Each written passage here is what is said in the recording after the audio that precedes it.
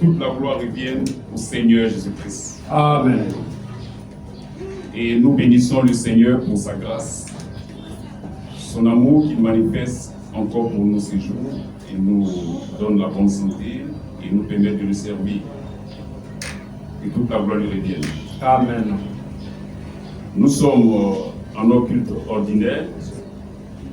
Nous sommes venus servir notre Dieu. Nous sommes venus bénir son nom, lui apporter notre adoration. Et nous croyons qu'il agréera notre adoration. Amen. Et nous sommes suivis ce jour en direct sur Facebook et sur TikTok. Et tous ceux qui nous suivent en direct, que la grâce de Dieu repose sur vous. Amen. Amen. Que Dieu vous accorde son secours et qu'il exauce le vœu de votre cœur. Amen. Ce matin, nous avons un message à livrer.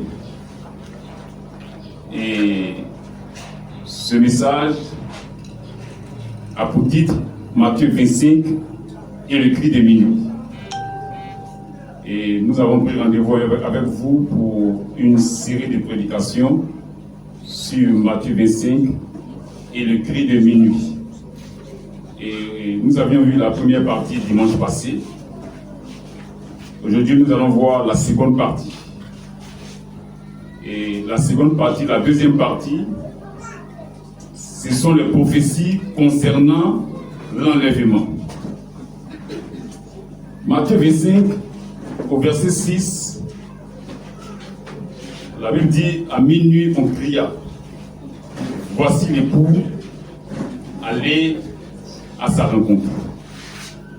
Et nous avons vu que beaucoup de personnes se sont attribuées ce verset, disant que ce verset les concerne. Ce verset parle d'eux.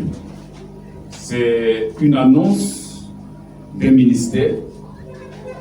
Ça annonce un individu. Et nous, par la grâce de Dieu, nous avons compris que ce n'est pas l'annonce d'un ministère, mais c'est tout simplement l'une des prophéties qui concerne l'enlèvement. Et nous voulons démontrer cela ce jour. Par la grâce de Dieu, nous voulons traverser les Écritures pour démontrer cela. Parce que le dimanche passé, nous avons vu les venues et la seconde venue du Seigneur. Nous avons vu que le Seigneur est venu pour l'Église et revient encore pour l'Église pour enlever l'Église. C'est ça qu'est son retour. C'est ça qui est sa seconde venue. C'est de ça que parle la Bible, l'enlèvement.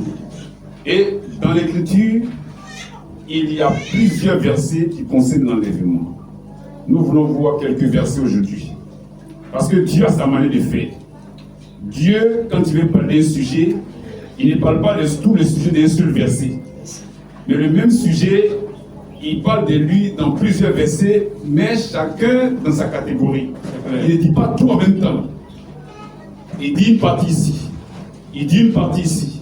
Il dit une partie ici. Et tout est rassemblé. Tu comprends ce que Dieu veut dire.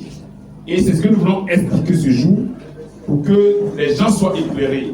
Pour comprendre que Matthieu 25 n'est que l'une des prophéties concernant l'enlèvement. Et nous allons voir ces quelques prophéties rapidement pour ne pas durer. Nous vous demandons de prêter attention, de suivre l'Écriture, de suivre la parole de Dieu et que Dieu vous donne de comprendre sa parole. Que Dieu vous bénisse. Amen. Nous allons lire Jean 14, 1 à 3.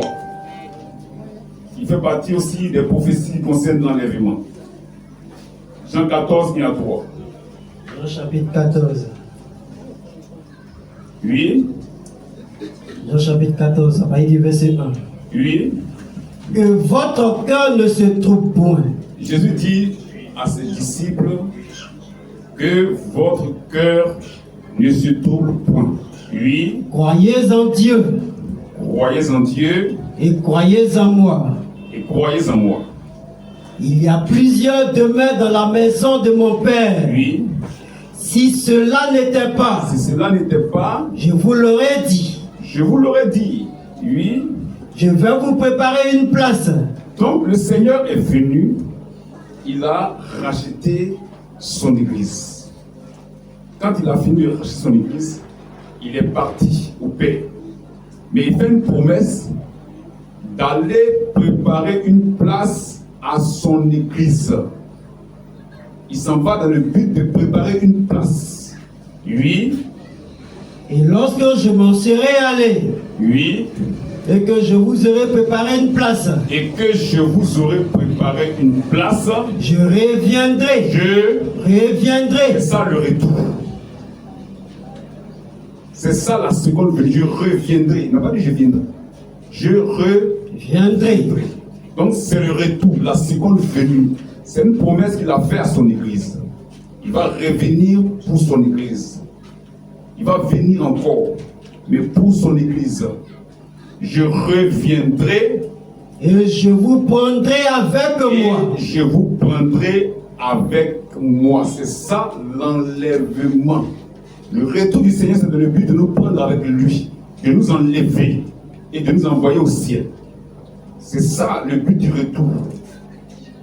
Donc il dit je reviendrai. Je reviendrai. Oui. Et je vous prendrai avec moi. Et je vous prendrai avec moi. Afin que là où je suis, vous y soyez aussi. Vous voyez, c'est une promesse qu'il a faite à l'église. Vous allez voir, au verset 6 de Matthieu 25, l'Écriture dit, on cria, voici l'époux, allez à sa rencontre. Ce n'est pas pour dire que quelqu'un a montré du doigt l'époux, non. Parce qu'au verset 1, déjà, les gens partaient à la rencontre de l'époux. Si on peut dire Matthieu 25 premier, rapidement. Matthieu 25. Oui. Alors le royaume des cieux, Oui. sera semblable, Oui. à 10 vierges, Oui. qui, Oui. ayant pris leur lampe, Oui. allaient à la rencontre de l'époux. Donc depuis là-bas, les gens allaient déjà à la rencontre de l'époux. Ils allaient déjà à la rencontre de l'époux. Donc ça n'a pas commencé au verset 6. Depuis le verset 1, les gens partaient déjà à la rencontre de l'époux. Donc Matthieu 25 n'est pas l'annonce d'un individu, parce que toute l'église est dedans. Paul est dedans, Pierre est dedans, les apôtres sont dedans. Le parcours de l'église, durant les âges, eux tous sont dedans. Parce qu'aller à la rencontre de l'époux, c'est tout simplement rester dans la marche, dans la préparation. Le peuple se prépare dans le but de la venue du Seigneur. Ils attendent. Ils sont dans l'attente de la venue de l'époux. C'est ça qu'est aller à sa rencontre. Rester dans la marche, rester dans la préparation, dans l'attente de la venue de l'époux. Parce que quand on lit Jean 14, il s'adressait aux apôtres. Il n'a pas dit aux apôtres que vous allez mourir et puis après vous allez ressusciter. Non. Il a promis de venir les chercher. C'est pourquoi eux tous l'attendaient. Eux tous partaient à la rencontre de l'époux. C'est pourquoi l'Écriture dit comme l'époux tardait. Certains croient que quand l'Écriture dit comme l'époux tardait, c'est à notre époque là qu'il tarde. Non. L'époux a tardé pourquoi? Parce qu'il n'est pas venu puis ils ont dormi. Il a promis venir. Et puis il n'est pas venu. Et puis ils ont dormi. Donc il a tardé. Jusqu'à le même message. Parce que lorsque, au verset 6, il y a un cri. Il est écrit aller à la rencontre des époux. Ça veut dire qu'au verset 1, pour aller à la rencontre des époux, il y a d'abord un cri, qui est un message. Le même message qui a été crié au verset 1 depuis le commencement, depuis le matin là, puisque tous sont dormis, et puis l'évangile a été renversé, ce même message doit venir au soir de l'église. Il faut que ce message soit encore prêché pour qu'un peuple se prépare pour être enlevé. Amen. C'est ça, on voit le verset 6. Donc ce n'est pas l'annonce d'un individu, parce que toute l'église est dedans. Jusqu'à ce que le peuple est dans l'attente de la venue de l'époux, jusqu'à ce qu'il vienne pour enlever son épouse. Donc c'est une des prophéties qui concerne l'enlèvement. Donc depuis Jean 14, il a promis aux apôtres qu'il va venir les chercher. Mais il n'a pas dit qu'ils vont mourir d'abord. Donc eux tous attendent. Ils sont convaincus qu'il viendra à leur époque. Donc ils se préparent. Eux tous se préparaient, mais l'époux a tardé et ils ont dormi. Il a tardé, ils ont dormi. Il a tardé, ils ont dormi. Jusqu'à ce qu'au soir de l'église, à la fin des âges, des périodes de l'église, le même message qu'ils ont prêché pour se préparer pour l'attente qu'ils viennent là, le même message doit être prêché. Amen. Et au verset 6, le même message est prêché. Et un peuple croissant, et un peuple se prépare aussi dans l'attente de la venue de l'époux. C'est ça qu'il s'agit, qu'il bénisse sa parole. Amen. Donc tous les apôtres sont dedans, parce qu'eux tous l'attendaient. Eux tous partaient à la rencontre de l'époux. Donc dans Matthieu 25, eux tous sont dedans. Ce n'est pas l'annonce d'un individu. Ça n'annonce pas quelqu'un. C'est le parcours de l'église, depuis le commencement jusqu'à la fin, dans l'attente de la venue de l'époux, parce que l'époux vienne pour les enlever. C'est ça que parle Matthieu 25. C'est l'une des prophéties qui concerne l'enlèvement. Donc, on vient de voir une prophétie concernant l'enlèvement de Jean 14. La promesse du Seigneur lui-même à son église. Il sait qui sont tous ceux qui lui appartiennent. Donc, il faut qu'il tarde. La promesse venir. C'est à la longue qu'il va dire que ceux qui vont mourir vont se réveiller. Il n'a pas dit ça au début. Il n'a pas dit ça au début. Il a promis venir. C'est pas eux tous savaient qu'il allait venir. Attendez. Maintenant, comment est-ce qu'il va venir? Est-ce qu'il va venir sur la terre? Est-ce qu'il va venir habiter encore? Est-ce qu'il va naître encore? Est-ce qu'il va venir habiter dans les hommes? Est-ce qu'il va venir dans la réincarnation selon certains? Est-ce qu'il va venir un pasteur d'église? Est-ce qu'il va venir un prophète d'église? Comment est-ce qu'il viendra? Acte 1, 9 à 11. Et là, nous pouvons Malachie 4, 1 à 6. Acte chapitre 1. Acte chapitre 1. Oui. À partir du verset 9. Oui. Après avoir dit cela, il fut élevé. Oui. Pendant qu'il le regardait. Donc il partait au ciel. Oui, pendant qu'il le regardait. Et une nuée le déroba. Il y a une nuée qui l'a dérobé. À leurs yeux. À leurs yeux. Et comme il avait les regards fixés. Les disciples regardaient au ciel. Ils regardaient parti. Oui. Et comme il avait les regards fixés vers le ciel. Oui. Pendant qu'il s'en allait. Oui. Voici deux hommes. Vêtus de blanc. Oui. Leur apparut. Oui. Et dirent. Oui. Homme galiléen. Homme galiléen. Pourquoi vous arrêtez-vous à regarder au ciel? Oui. C'est Jésus qui a été enlevé au ciel. C'est pas le Jésus que nous voyons là. Parce qu'on voit beaucoup de Jésus actuellement. C'est pas eux. Eux n'ont rien à voir avec notre Jésus là. C'est ça. C'est Jésus qui montait au ciel devant les apôtres là. Oui. C'est Jésus qui a été enlevé au ciel. Oui. Du milieu de vous. Oui. Viendra de la même manière. Il faut bien dire. Oui. Ce Jésus, oui, qui a été enlevé au ciel, oui, du milieu de vous, oui, viendra. Il faut bien dire. Il faut bien lire l'Écriture. Il faut bien lire l'Écriture. C'est reviendra.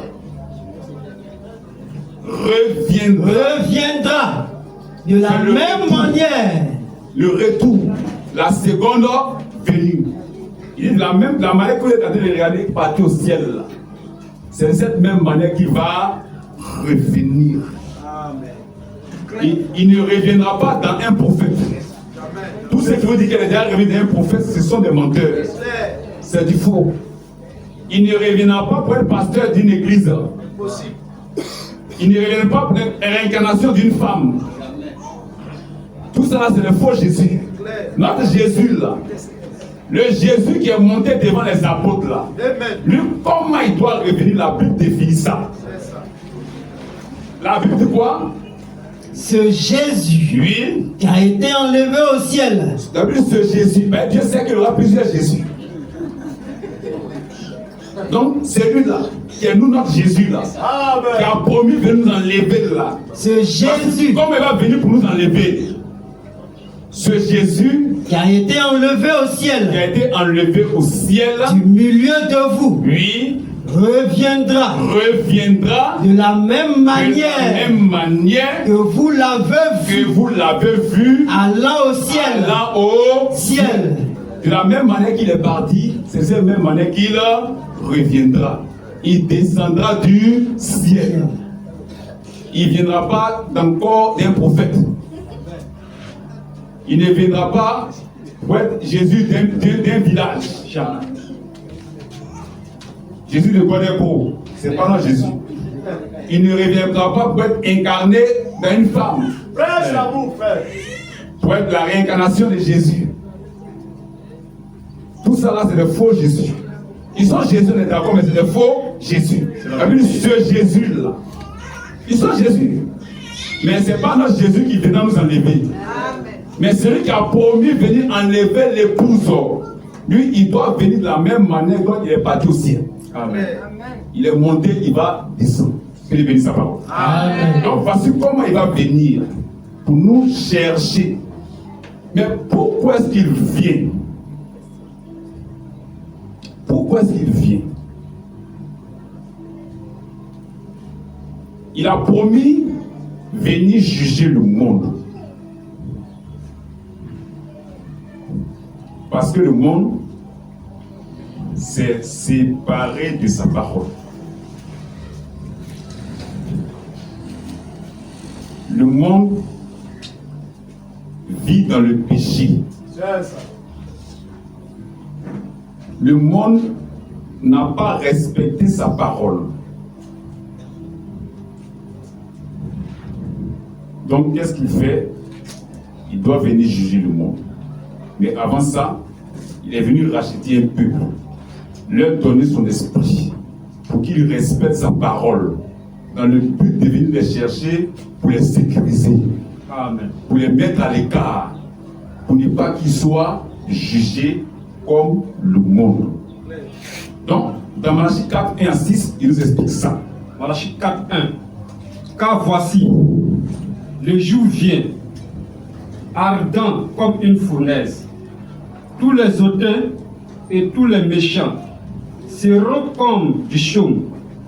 Le jour qui vient les embrassera, dit l'Éternel des armées. Donc, ça c'est le jugement. Il doit venir juger le monde. Continue. Il ne les laissera ni racines, ni rameaux. Mais pour vous, pour vous qui créez mon nom, nous qui créons son nom, s'élèvera le soleil de la justice. C'est lui qui est le soleil de la justice. Il va s'élever. Il va venir en tant que message, en tant que parole. Il va commencer à l'est, il va faire sa course à l'ouest. Pour que nous puissions l'accepter et être épargnés. Amen. Oui. Et la guérison sera sous ses ailes. Vous sortirez et vous sauterez comme les veaux d'une étable. Et vous foulerez les méchants, car ils seront comme de la cendre sous la plante de vos pieds. Au jour que je prépare, dit l'Éternel des armées. Dans ce jour-là, c'est le jugement. Oui. Souvenez-vous de la loi de Moïse, mon serviteur, auquel j'ai prescrit en horaire pour tout Israël des préceptes et des ordonnances. Voici, je vous enverrai Élie. Donc, il parle de ce jour-là, mais il fait une promesse. Parce que cette promesse va nous envoyer dans Matthieu 25. Il fait une promesse. Ce jour va venir, mais avant que ce jour vienne, il doit envoyer Élie. Ne pas dire je vous renverrai. Pourquoi il n'y a pas de réincarnation? Nous allons prêcher le dimanche prochain sur les 5 manifestations de l'esprit d'Élie. On va voir. Je vous enverrai Élie.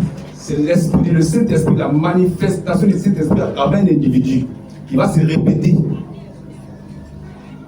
Je vous enverrai Élie. Et voici, je vous enverrai Élie, le prophète. Donc, il va envoyer un prophète.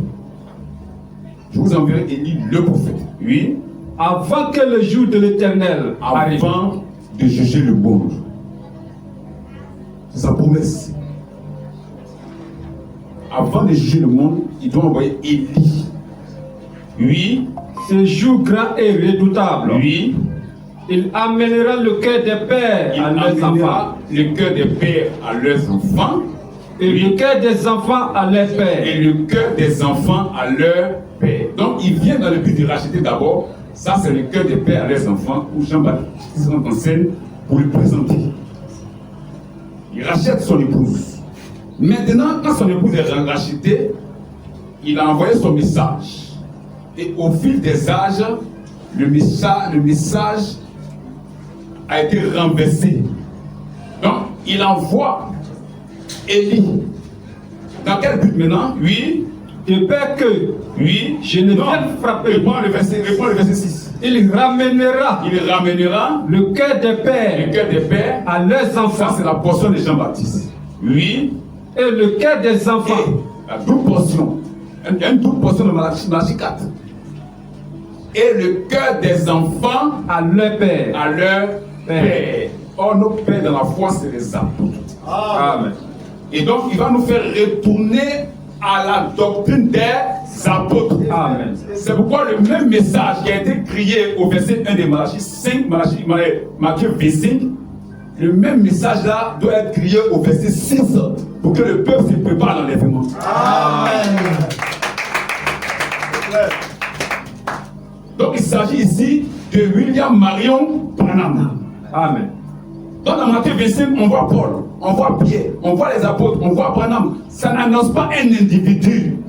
Précision. Ce n'est pas l'annonce d'un individu. Ce n'est pas l'annonce d'un ministère. Mais c'est tout le cheminement de l'Église. Depuis le commencement jusqu'à la fin, jusqu'à l'enlèvement. Amen. C'est ça qu'il s'agit. C'est le cheminement de l'Église. C'est pourquoi, puisqu'il doit juger le monde, il va nous dire pourquoi il juge le monde. Sophonie 1 à 18. Sophonie 1 à 18. Et là, nous ne pouvons pas 5 1 à 6. On a sauté un verset ici. Avant de Sophonie 1, il nous Matthieu 17. Matthieu 17, on n'a pas mis ça ici. Matthieu 17, verset 1 à 13, je crois. Puisqu'il faut que ce Malachie 4 là, on doit le revoir. Jésus doit parler de lui, parlant de l'enlèvement. Oui, disons, Matthieu 17, 1 à 13. Matthieu chapitre 17, à partir du verset 1. 6 jours après. Tu bloques ici. L'Écriture dit quoi? 6 jours après. Donc c'est le 7e jour. L'enlèvement, c'est au 7e jour. Au 7e âge de l'Église. L'Église a traversé 7. Les gens ne connaissent rien. Il n'y a pas 7 âges de l'Église. C'est pas, ils ne connaissent rien. L'Église a traversé 7 périodes. Amen. Quand on parle d'âge, on parle de périodes. Et c'est à la dernière période de l'Église qu'il y a l'enlèvement. C'est pourquoi au verset 6 de Matthieu 25, c'est lorsque ce cri-là retentit qu'il y a eu enlèvement. Il y a eu premier, au début il y a écrit, après il y a écrit, dans le il y a écrit. Et il faut que ce cri-là retentisse dernièrement au 7e jour pour qu'il y ait enlèvement. Donc c'est au 7e jour que Jésus va nous faire voir l'enlèvement ici, vous allez voir. Il va nous faire voir l'enlèvement. Il dit 6 jours après, c'est le 7e jour de soir. Oui, disons. 6 jours après, Oui, Jésus prit avec lui oui, Pierre, oui, Jacques oui, et Jean, oui, son frère, oui. et il les conduisit à l'écart Il les a mis à l'écart. sur une haute montagne. Oui, Il fut transfiguré il fut transfiguré devant eux. devant eux, son visage changé. Oui, Son visage resplendit comme le soleil son visage m'a brillé à la lumière. Oui, et ses vêtements devinrent blancs oui, comme la lumière. oui. Et voici, Et voici Moïse Moïse et Élie et Élie leur apparurent, lui est apparu. Pourquoi? s'entretenant. Moïse est l'image des chrétiens qui sont morts, qui doivent ressusciter. Et Élie est l'image des chrétiens qui vont rester vivants sans mourir, qui seront ensemble ressuscités à la rencontre du Seigneur. il montre sa divinité pour qu'on vienne le croiser, pour partir avec eux. Donc ici, il nous présente l'enlèvement. Présente l'enlèvement. Mais c'est au 7e jour qu'il aura l'enlèvement. Au 7e jour. Et quand ça s'est passé maintenant, on reste la suite par verset 10. Les disciples savent quelque chose. Ils lui ont dit quelque chose. Oui. Les disciples, Concernant l'enlèvement, ils savent. Ils lui ont dit quoi? les disciples lui firent cette question. Oui. Pourquoi donc Mais toi, tu nous parles de l'enlèvement, mais pourquoi donc les scribes les scribes disent-ils disent-ils qu'Élie doit avant venir l'enlèvement, il faut qu'Élie vienne? premièrement? Que Dieu bénisse sa parole. Amen. Ils savent. Enseigne-nous. Avant l'enlèvement, Élie doit venir. Ils disent, mais toi, tu nous prends l'enlèvement. Mais pourquoi les disciples disent que avant l'enlèvement, il faut qu'Élie vienne? Il faut qu'Élie vienne premièrement. On écoute le Seigneur. Verset 11. Nous retournons à Malachie 4 et Matthieu 25. Oui, Verset 11. oui, Il répondit, oui. il est vrai Et c'est vrai. que Élie doit venir. Donc Élie doit, c'est Venir. au futur. Ou bien? Oui, Il est vrai oui, qu'Élie doit venir Oui. et rétablir toutes choses. et Rétablir toutes choses. donc Élie doit venir, ça c'est au futur. Et rétablir toutes choses pour qu'il y ait l'enlèvement. Continue. Mais, Avant l'enlèvement, pour qu'il rachète son épouse, oui, mais je vous dis je vous dis, qu'Élie est déjà Élie venu. est déjà venu. Que Dieu bénisse sa parole. Amen. Il donne les deux portions de Malachie 4. Élie doit venir, ça c'est vrai, pour l'enlèvement. Mais Élie est déjà venu, ça c'est pour les rachats. Continuons. Mais je vous dis Oui, qu'Élie est déjà venu. oui. Qu'ils ne l'ont pas reconnu. Ils l'ont pas. Reconnu. Mais on dit, notre Élie, on dit que c'est un vérigien, on dit que c'est un franc-maçon, mais il est venu pour nous. Il est venu Amen. pour eux. Il est venu pour l'épouse. Amen. Ils n'ont pas reconnu le. Oui, disons. Et qu'ils ne l'ont pas reconnu. Oui. Et qu'ils l'ont Et traité ils ont traité comme ils ont voulu. comme ils ont. Voulu. C'est ça. Élie sera toujours traité comme ils ont voulu. Il dit c'est un franc-maçon, c'est un ceci. Mais il est venu pour l'épouse de Dieu. C'est tout. Nous, on sait qu'il est venu pour nous. Il n'est pas venu pour eux. Donc, s'ils ont traité Jean-Baptiste comme ça, l'autre doit être traité comme ça. Que Dieu bénisse sa parole. Amen. Nous continuons. De même, De même, le Fils de le l'homme Fils de l'homme souffrira souffrira de leur de leur part. part. Tu as fini?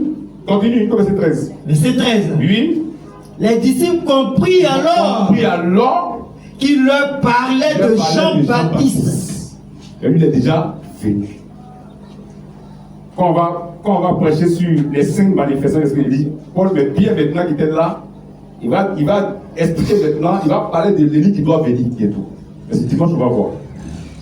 Donc, voici que Jésus dit, avant l'enlèvement, il faut qu'Élie vienne pour établir toutes choses. Il va restaurer la parole de Dieu. Il va rétablir l'autel de Dieu. Mais Élie est déjà venu pour le rachat. Il est déjà venu pour le rachat. Et il rétablit pourquoi? Parce qu'au verset 6 de Matthieu 25, le même cri qui a été crié au matin, au verset 1 pour qu'il parte à la rencontre de l'époux, il faut que ce même cri-là soit crié au soir de l'église. Puisque le Messie a été renversé. L'évangile des apôtres a été renversé au cours des âges par le Vatican. C'est ça.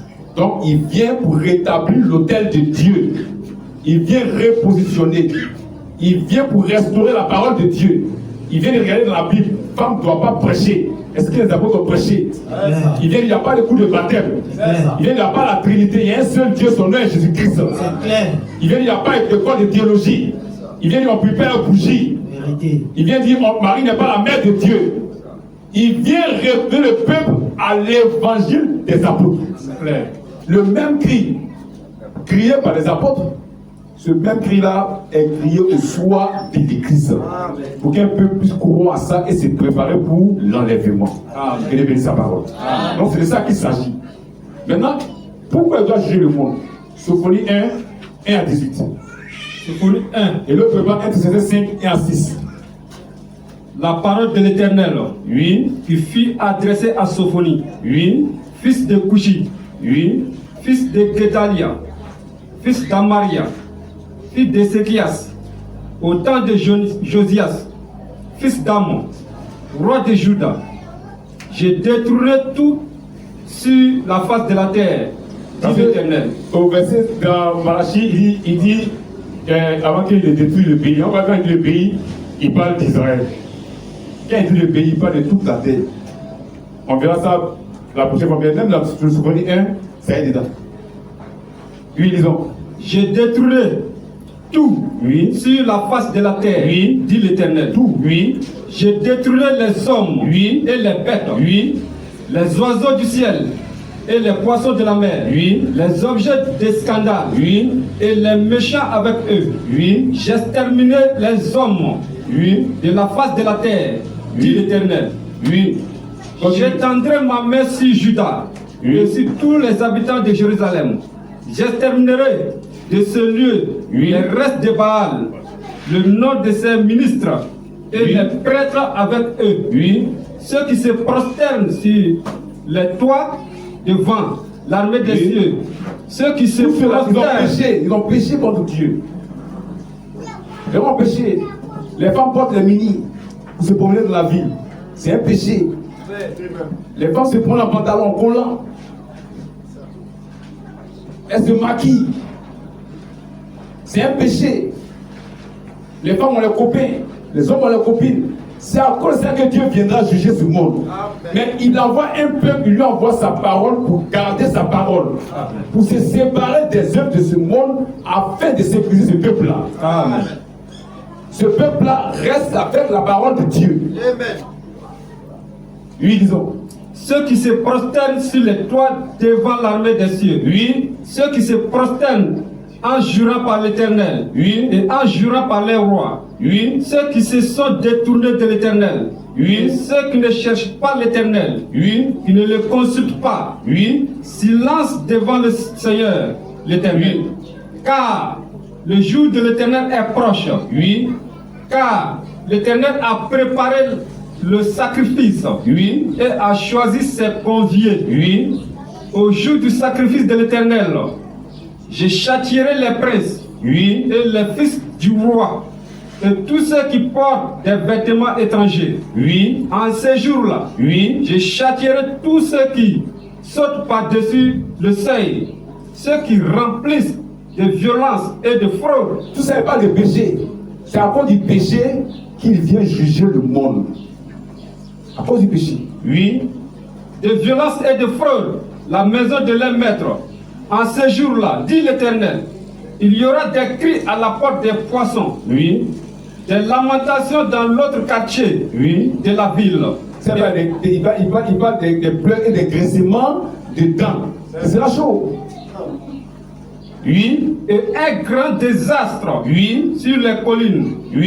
Gémissez, habitants de Mathès. Car tous ceux qui trafiquent sont détruits.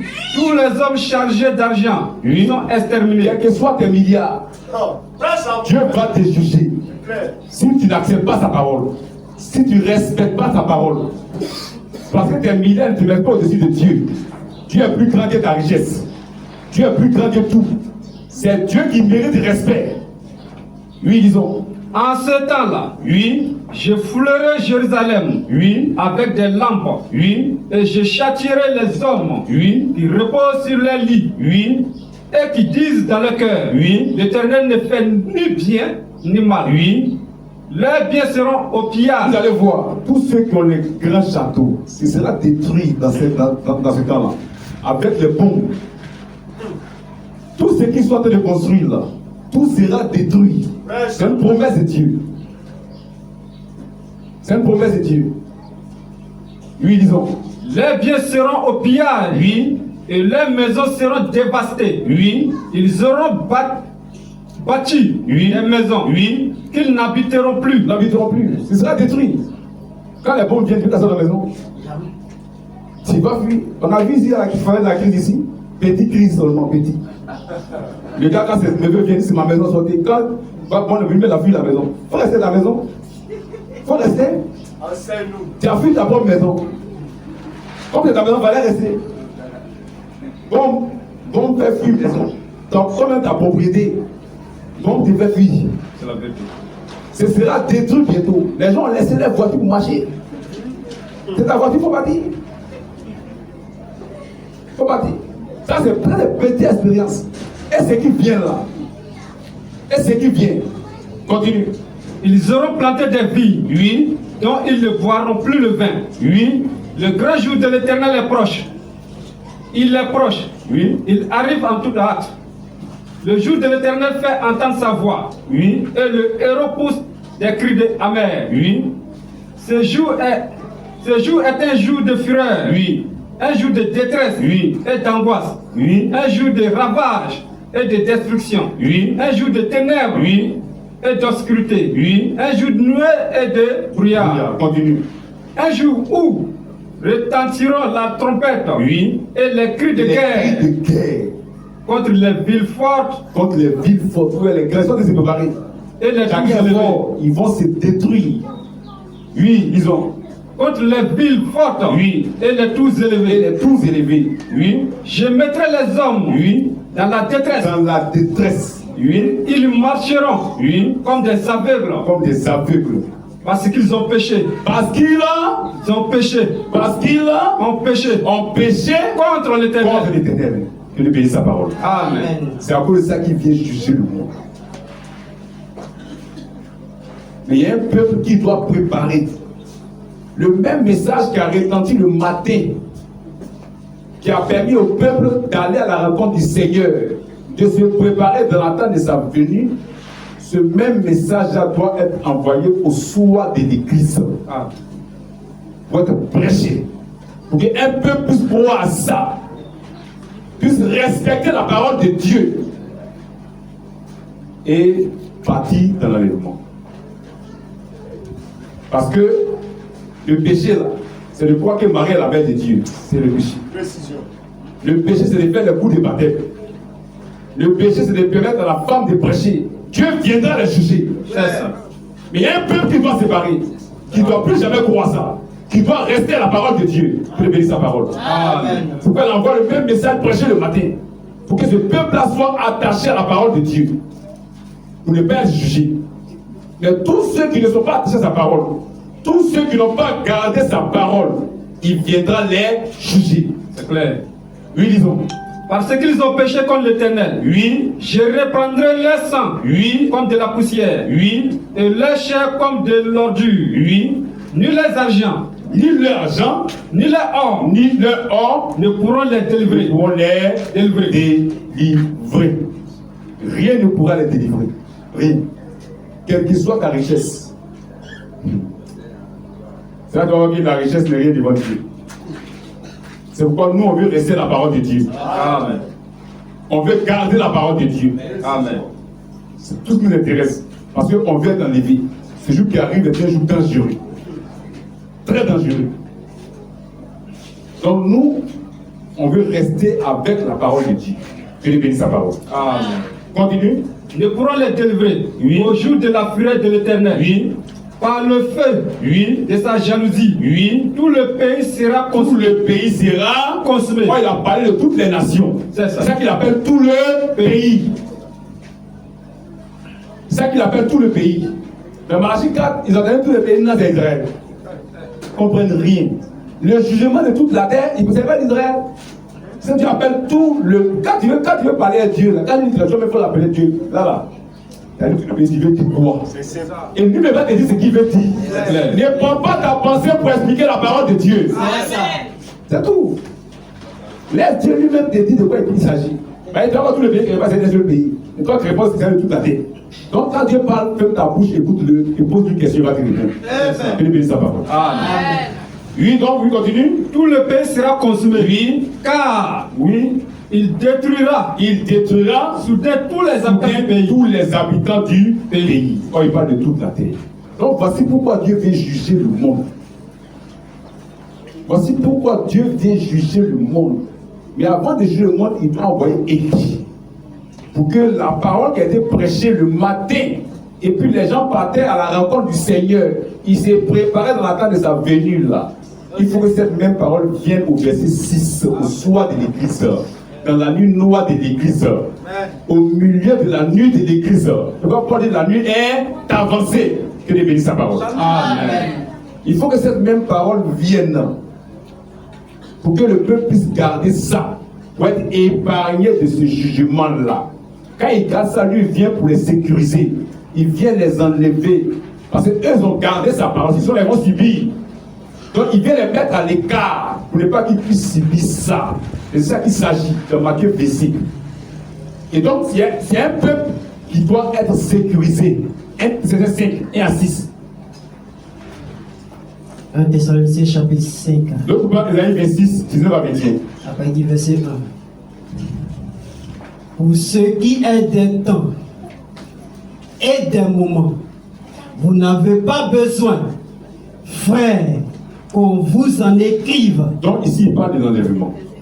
C'est là que nous devons croire que ce verset-là, ça veut dire que dans Matthieu 25, quelqu'un va venir et puis Dieu va lui dire le jour.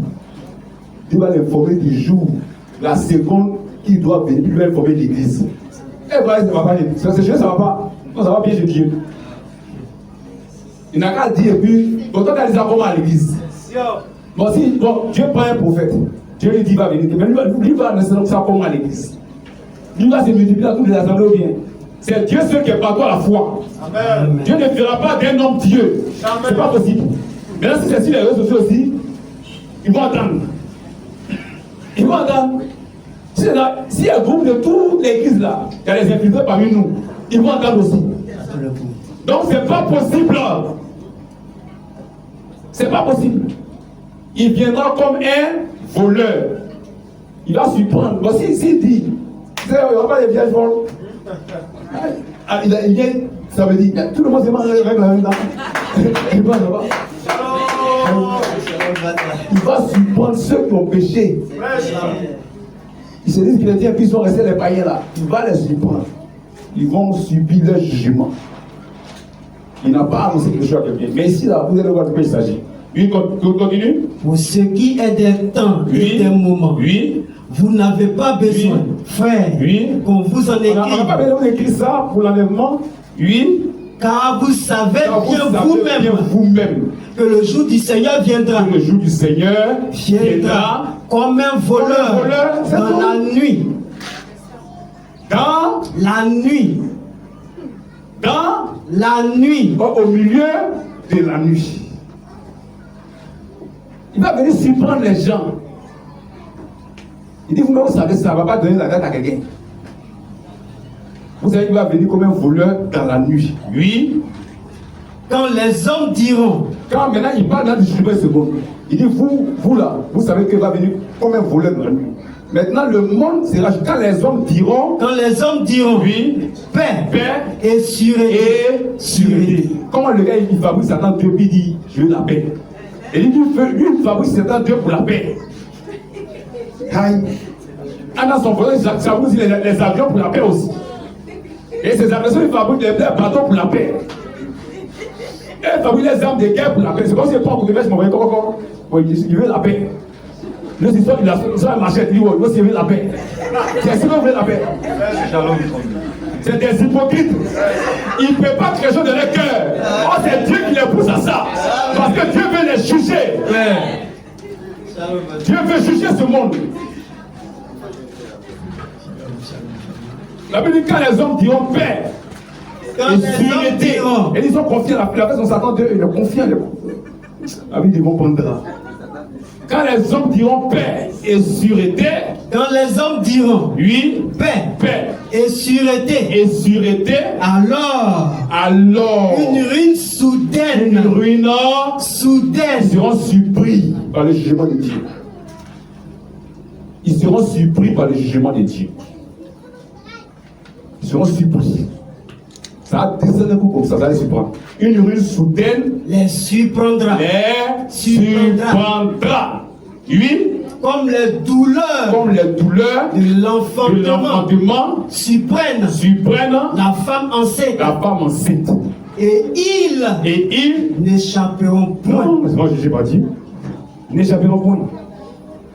Donc ici, il parle de l'enlèvement et du jugement. Maintenant, il explique qu'il y a un peuple qui serait épargné. Il dit, vous savez que le monde sera jugé bientôt, ça reste du peuple. Au moins, ils ont des pères sur le terre en même temps. Ils sont surpris. Ils ne sont pas épargnés. Ils ne sont pas épargnés. Oui. Mais vous, oui, frères, vous n'êtes pas dans les ténèbres pour que ce jour vous surprenne comme un voleur. Ils ont collé ça à l'enlèvement. Il dit non, vous là, vous n'êtes pas des ténèbres pour que le jugement vous surprenne. Nous, on ne sera pas jugé, ça va pas nous surprendre. Ce n'est pas ici. Ce n'est pas qu'il va envoyer un homme, non. Nous, ce jour-là, ne nous surprendra pas. Jamais. Nous, on sera déjà enlevé. Que Dieu bénisse sa parole. Amen. C'est pour nous de ça qu'il nous a envoyé le message. Donc nous, ça ne nous surprendra pas. Oui. Comme un voleur. Oui. Vous êtes tous oui. Des enfants de la lumière. Oui. Et des enfants du jour. Et des enfants du jour. Nous ne sommes point. Nous ne sommes point de la nuit. De la nuit. Ni des ténèbres. C'est eux que ça va surprendre, ils seront jugés. Nous, dans le Saint-Esprit, nous, on ne sera pas jugés. Nous, on ne sera pas nous surprendre, nous, on sera déjà enlevés. C'est ça qui parle ici. Nous, on sera déjà enlevés. Pas que quelqu'un va venir nous dire la date. Non, non, non. Le jugement ne va pas nous surprendre. Nous, on sera déjà partis. Oui. Ne dormons donc point. Ne dormons donc point. Comme les autres. Comme les autres. Mais veillons. Mais veillons. Et soyons sobres. Soyons sobres. Restons dans la sanctification jusqu'à ce que le Seigneur vienne nous chercher. Amen.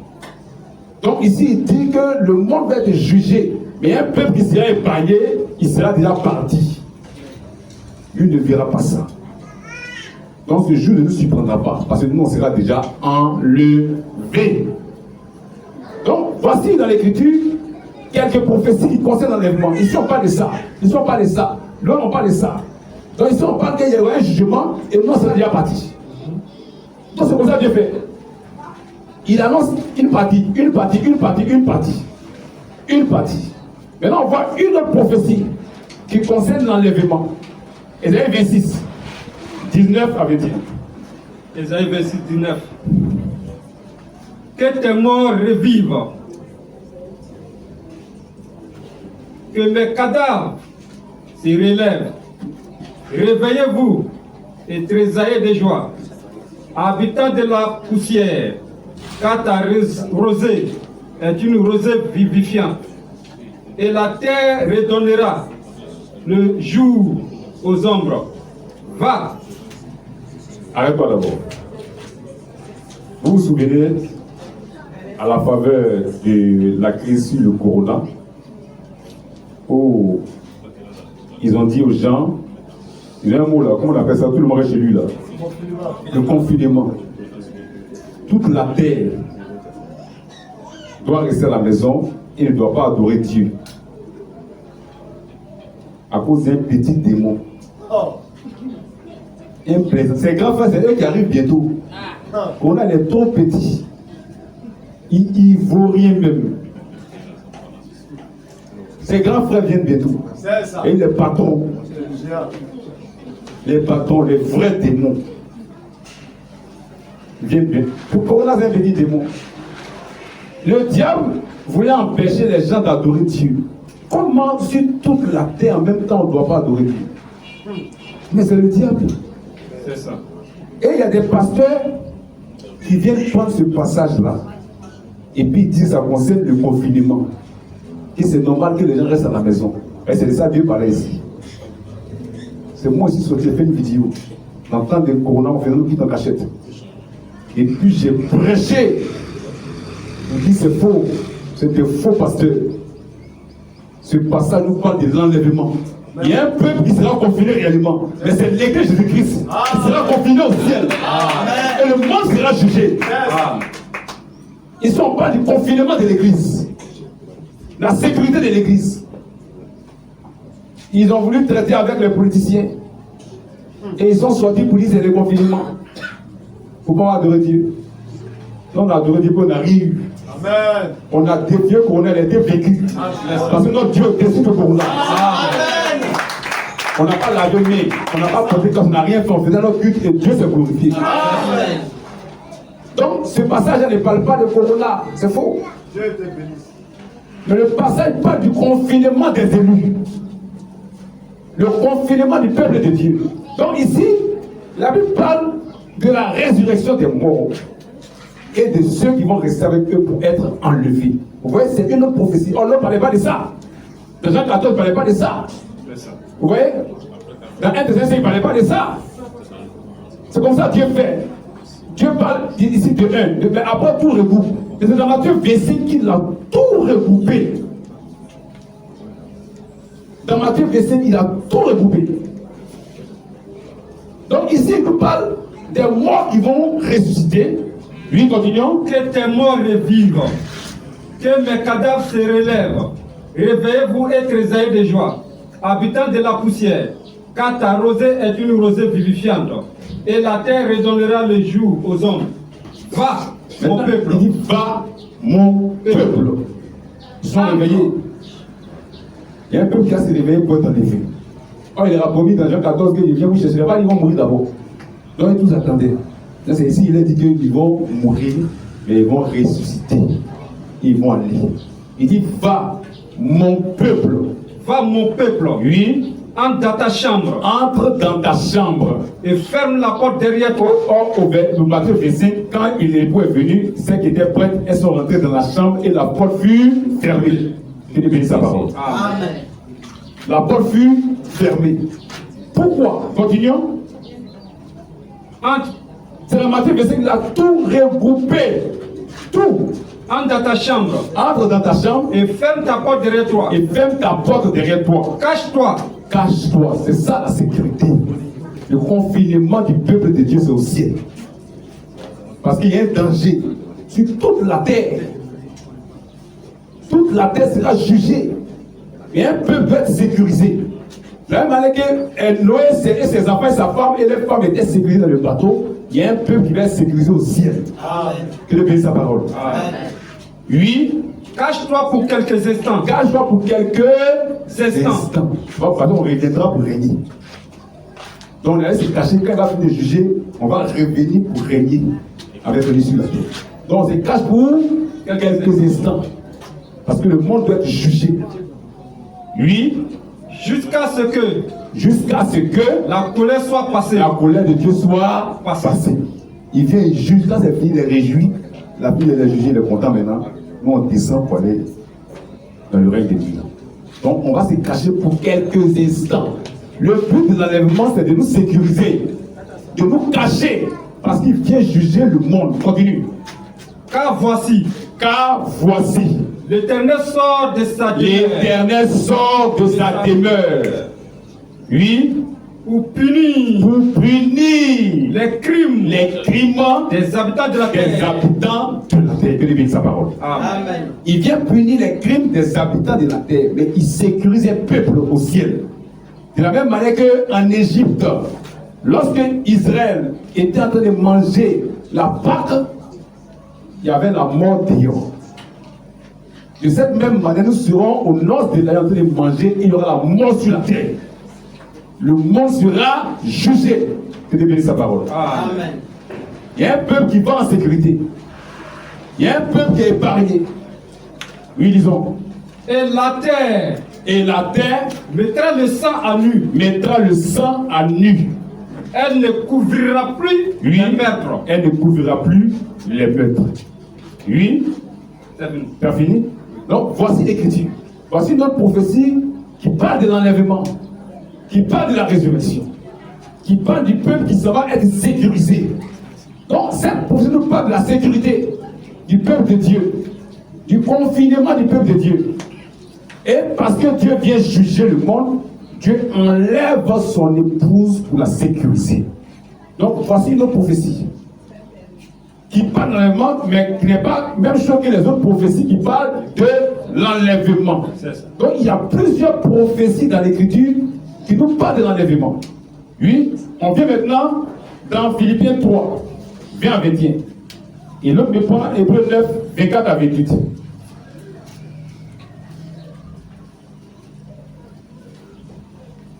Philippiens chapitre 3. Oui. 20 à 21. Après du verset 20. Oui. Mais Oui. notre cité à nous Oui. est dans les cieux. Donc notre cité est dans les cieux. C'est là-bas on s'en va. C'est là-bas on va fermer la porte.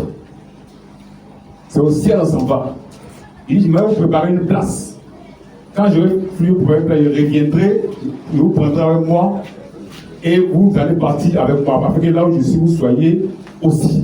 Donc nous là c'est au ciel qu'on s'en va. Notre cité est dans les cieux. Mais notre cité à nous Oui. est dans les cieux. Est dans les cieux.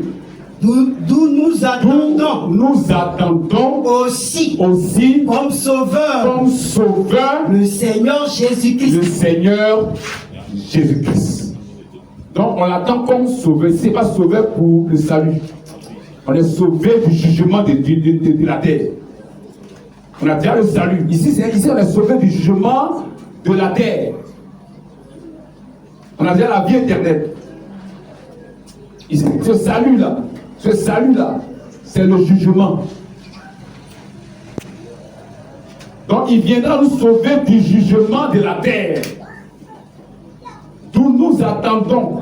D'où nous attendons Oui, aussi comme sauveur le Seigneur le Jésus-Christ Seigneur Jésus-Christ qui transformera le corps de notre humiliation en le rendant semblable au corps de sa gloire. Donc il attendait ça, aller à la rencontre de l'époux. Il attendait.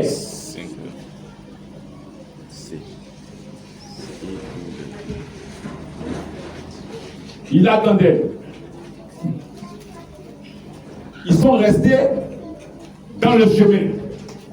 Ils sont restés dans la préparation, dans l'attente de sa venue. C'est par exemple 23. Nous attendons comme sauveur. Il vient les sauver du jugement de ce monde. Le Seigneur Jésus-Christ, qui transformera le corps de notre humiliation, oui, en le rendant semblable au corps de sa gloire. Et comment ça s'est passé maintenant? Il va nous transformer. Parce que ce corps ne peut pas monter. Ce corps est trop lourd. Il va nous transformer. Oui. Par le pouvoir qu'il a de s'assujettir toutes choses. Parce qu'il est Dieu. Donc, voici aussi une des prophéties qui dit qu'il attend pour les sauver. Donc ils sont dans l'attente. Ils partaient à la rencontre de l'époux depuis le matin, depuis le commencement. Donc le verset 6 ne nous parle pas d'un individu, non, pas d'une annonce. Ça nous parle du même message qu'ils ont prêché depuis le commencement, qui doit être prêché au soir de l'église. Pour qu'un peuple aussi parte à la rencontre de l'époux. Pour qu'un peuple attende sa venue. C'est ça qui parle le verset 6. Le même message doit être prêché. Donc tous ceux qui sont attribués le verset 6 de Matthieu, verset, ils sont dans le faux. Ça ne leur concerne pas. Ce sont des faux. Ce sont des usurpateurs. Ça n'annonce pas un individu. Ça n'annonce pas un ministère. Ça parle du message que les apôtres ont prêché depuis le matin, qui doit être prêché au soir de l'église. Dieu va confier ce message à un individu. Ce qu'on appelle messager. Dieu te confie ça à toi. Paul dit, celui qui m'a confié l'évangile. C'est pourquoi les messagers. Dieu te confie à toi seul pour aller annoncer aux gens. Et c'est quand toi tu viens parler, tout le monde apprend pour prêcher. Ça on appelle messager. Dieu te confie ça à toi seul. Ça on appelle messager. Et ce que les apôtres ont prêché le matin, dans la Bible, la femme ne doit pas être ministre. Ça n'a jamais existé. Il n'y a pas une femme qui était pasteur dans la Bible. Il n'y a pas une femme qui était apôtre dans la Bible. Il n'y a pas une femme qui était évangéliste, même prophétesse, c'est le ministère. Il y a prophétesse donc. Ou quand tu veux connaître ta vie, tu viens, Dieu lui parle de ta vie. Mais prêcher en tant que prophétesse, là, ça n'a jamais été dans la Bible. Aucune femme prophétesse dans la Bible n'a prêché. Mais les hommes prophètes de Dieu prêchaient la parole de Dieu. Ça, c'est le ministère. C'est ça que le ministère. Donc, ce que les apôtres ont prêché le début, là, ça a été renversé au cours des âges par le Vatican. Et les gens maintenant vont prêcher d'autres choses qui n'ont rien à voir avec la parole de Dieu. Dieu se voit dans l'obligation de choisir un individu, un monsieur, et Dieu lui confie sa parole. C'est que les apôtres ont prêché hier là. Dieu lui dit, regarde, voici ce que les apôtres ont prêché. Il faut dire au peuple de retourner à la Bible. Ils n'ont qu'à retourner à l'écriture. Ils n'ont qu'à retourner à ce que les apôtres ont prêché. Il n'y a pas beaucoup de baptême. Il n'y a pas beaucoup de base. Il n'y a pas de point de théologie. La femme ne doit pas prêcher la parole de Dieu. Il n'y a pas la Trinité. Il n'y a pas de baptême trinitaire. Le baptême se fait au nom de Jésus-Christ. Il n'y a pas de coup de base. Il vient pour ramener le peuple à la parole de Dieu.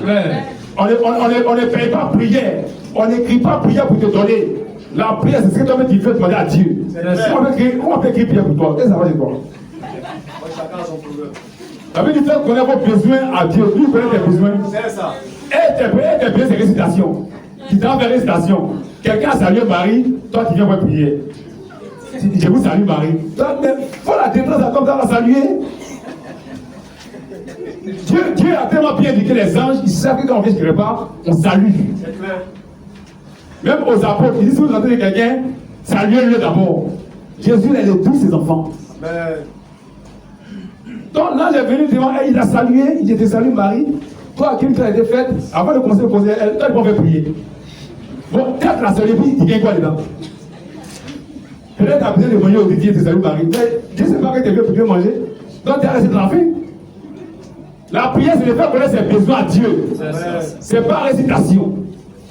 C'est ça que le monsieur nous dit. Il dit retournez à l'écriture. Retournez à la Bible. Mettez votre regard dans la Bible. Ne croyez qu'à la parole de Dieu. Parce que l'homme peut vous tromper. L'homme peut vous tromper. Le pasteur peut te tromper. L'apôtre peut te tromper. Le prophète peut te tromper. Mais c'est Dieu seul qui ne te trompera pas. C'est la parole de Dieu seul qui est vraie. Donc si quelqu'un dit qu'il a été envoyé par Dieu, tout ce qu'il doit dire là, ça doit venir de la parole de Dieu. Quand il dit quelque chose, il faut vérifier d'abord. Si ce n'a rien à voir avec la parole de Dieu, c'est un faux prophète. Même s'il fait miracle, même s'il change l'eau en vin, même s'il fait sortir par de l'homme, même s'il guérit les paralytiques, même s'il guérit toutes les maladies, ce qui prouve qu'il est vrai, c'est ça. La parole de Dieu. C'est qui prêche. Sinon, féticheur aussi fait ça. Féticheur fait ça aussi. Donc, si cette base de féticheur est vraie, Marabout fait ça. C'est ça. Jésus a marché sur l'eau. Il y a des gens qui marchent sur l'eau aujourd'hui. Le diable fait ça aussi. Mais là, le seul terrain où le diable ne s'aventure pas, c'est la parole de Dieu. Parce que la parole de Dieu le dévoile. Ça dévoile ses œuvres. Donc, c'est là qu'on doit les attendre. Et Dieu a pris un individu, Dieu lui dit il faut ramener les regards du peuple à la parole de Dieu. Qu'ils acceptent la parole de Dieu seul. C'est ce qu'on voit dans Matthieu 25, 6. Et nous avons accepté la parole de Dieu seulement. On s'est retiré des dénominations, les systèmes dénominationnels, où c'est un homme qui a la tête de l'église. C'est pas Christ. Lui, il est un peu fondateur d'église. Lui, il est président des pasteurs. Lui, il est pape. Lui, il est surintendant général. Il a pris la place de Christ. Nous, on s'écarte de ça. Parce que le chef de l'église, c'est le Seigneur Jésus-Christ. Amen. C'est lui qui est le chef de l'église. C'est pas un homme. Donc, nous, on retourne à l'écriture. On retourne à la parole de Dieu. C'est pourquoi Dieu a choisi un individu.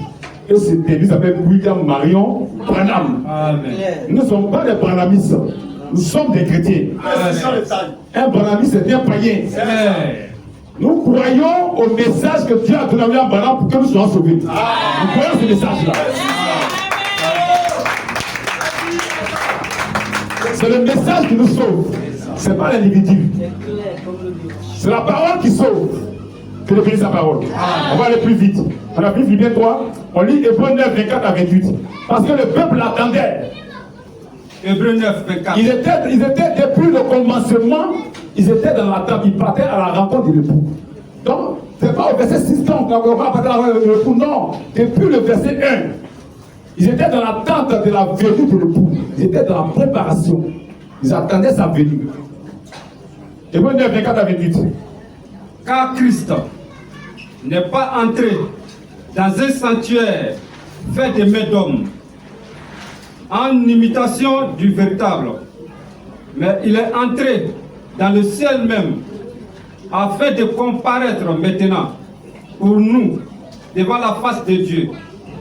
Et ce n'est pas pour s'offrir lui-même plusieurs fois qu'il y est entré, comme le souverain sacrificateur entre chaque année dans le sanctuaire avec du sang étranger. Autrement, il aurait fallu qu'il ait souffert plusieurs fois depuis la création du monde. Tandis que maintenant, oui, à la fin des siècles, c'est ça le temps de la fin. Depuis le temps des apôtres, c'était le temps de la fin. Il dit tandis que maintenant, depuis l'arrivée de Jésus, c'était le temps de la fin. C'est pourquoi il a envoyé un message du temps là, le message de la grâce, qui est le message du temps de la fin. Et pour lui, le temps de la fin là, ça dure jusqu'à aujourd'hui. c'est ça. Nous sommes encore dans ce temps là. Et il envoie ce message là. Le message était prêché par les apôtres et renversé au cours des âges par le Vatican. Il se voit dans l'obligation de choisir un individu pour donner le même message pour qu'il prenne le courant pour être sauvé. Et puis qu'on soit enlevé. C'est ça qu'il s'agit. Oui. À la fin des siècles, Oui. il a apparu une seule fois. Il est apparu une seule fois. Ouais. À la fin des siècles, le temps de la fin. Il est apparu une seule fois. Pour abolir le péché par son sacrifice. Donc il est venu nous racheter. C'est la fin des siècles. Il est venu nous racheter. Oui. Et comme Oui. il est réservé aux hommes de mourir une seule fois, Oui. après quoi vient le jugement. Oui. De même Christ qui s'est offert une seule fois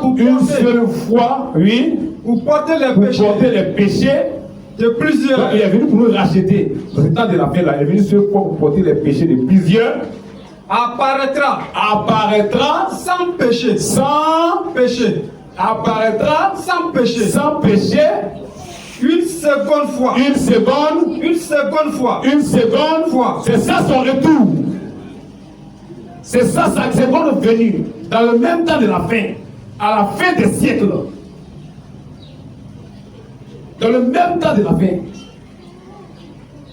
Il est apparu d'abord pour nous racheter. Mais il apparaîtra une seconde fois.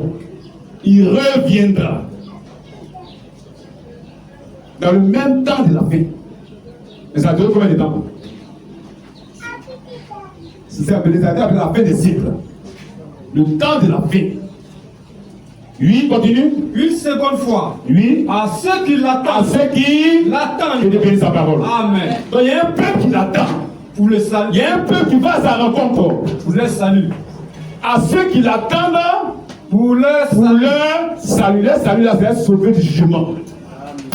Il y a un peuple qui l'attendait. Que Dieu bénisse sa parole. Amen. C'est pour eux qu'il revient. Il y a un peuple qui partait à sa rencontre. C'est pour eux qu'il revient.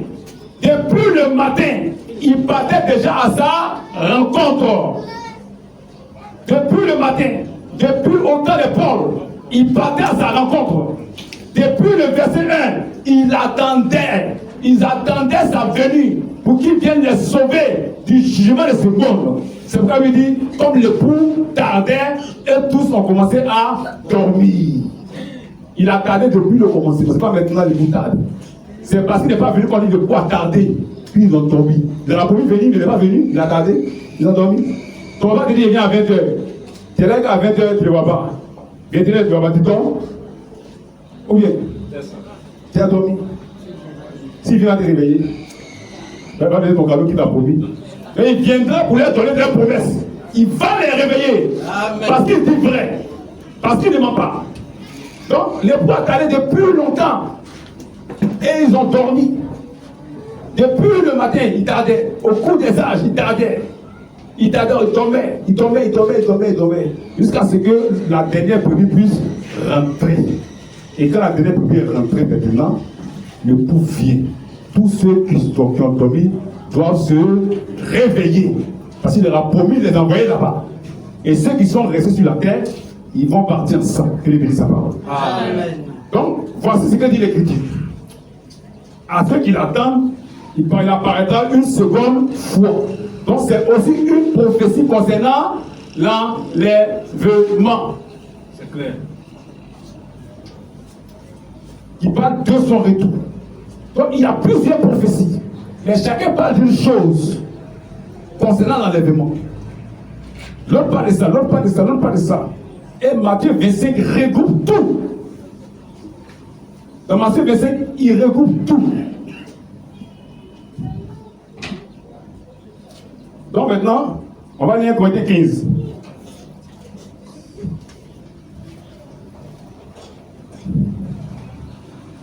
« 50 à 54. Comment ça s'est passé pour nous? 1 Corinthiens chapitre 15. À partir du verset 50. Oui. Ce que je dis, frère, c'est que la chair et le sang ne peuvent hériter le royaume de Dieu. Donc ça là, on ne peut pas partir là-bas. Elle va expliquer comment, c'est une prophétie concernant aussi l'enlèvement. Et ça nous explique maintenant comment ça va se passer pour nous. Pour lui, il va venir. Mais pour nous, ça s'est passé comment? Oui, ça n'a rien à voir avec les autres prophéties. C'est la même prophétie. Ça va être l'enlèvement. Et ça ne dit pas les mêmes choses. Maintenant, chacun, tu rassembles tout.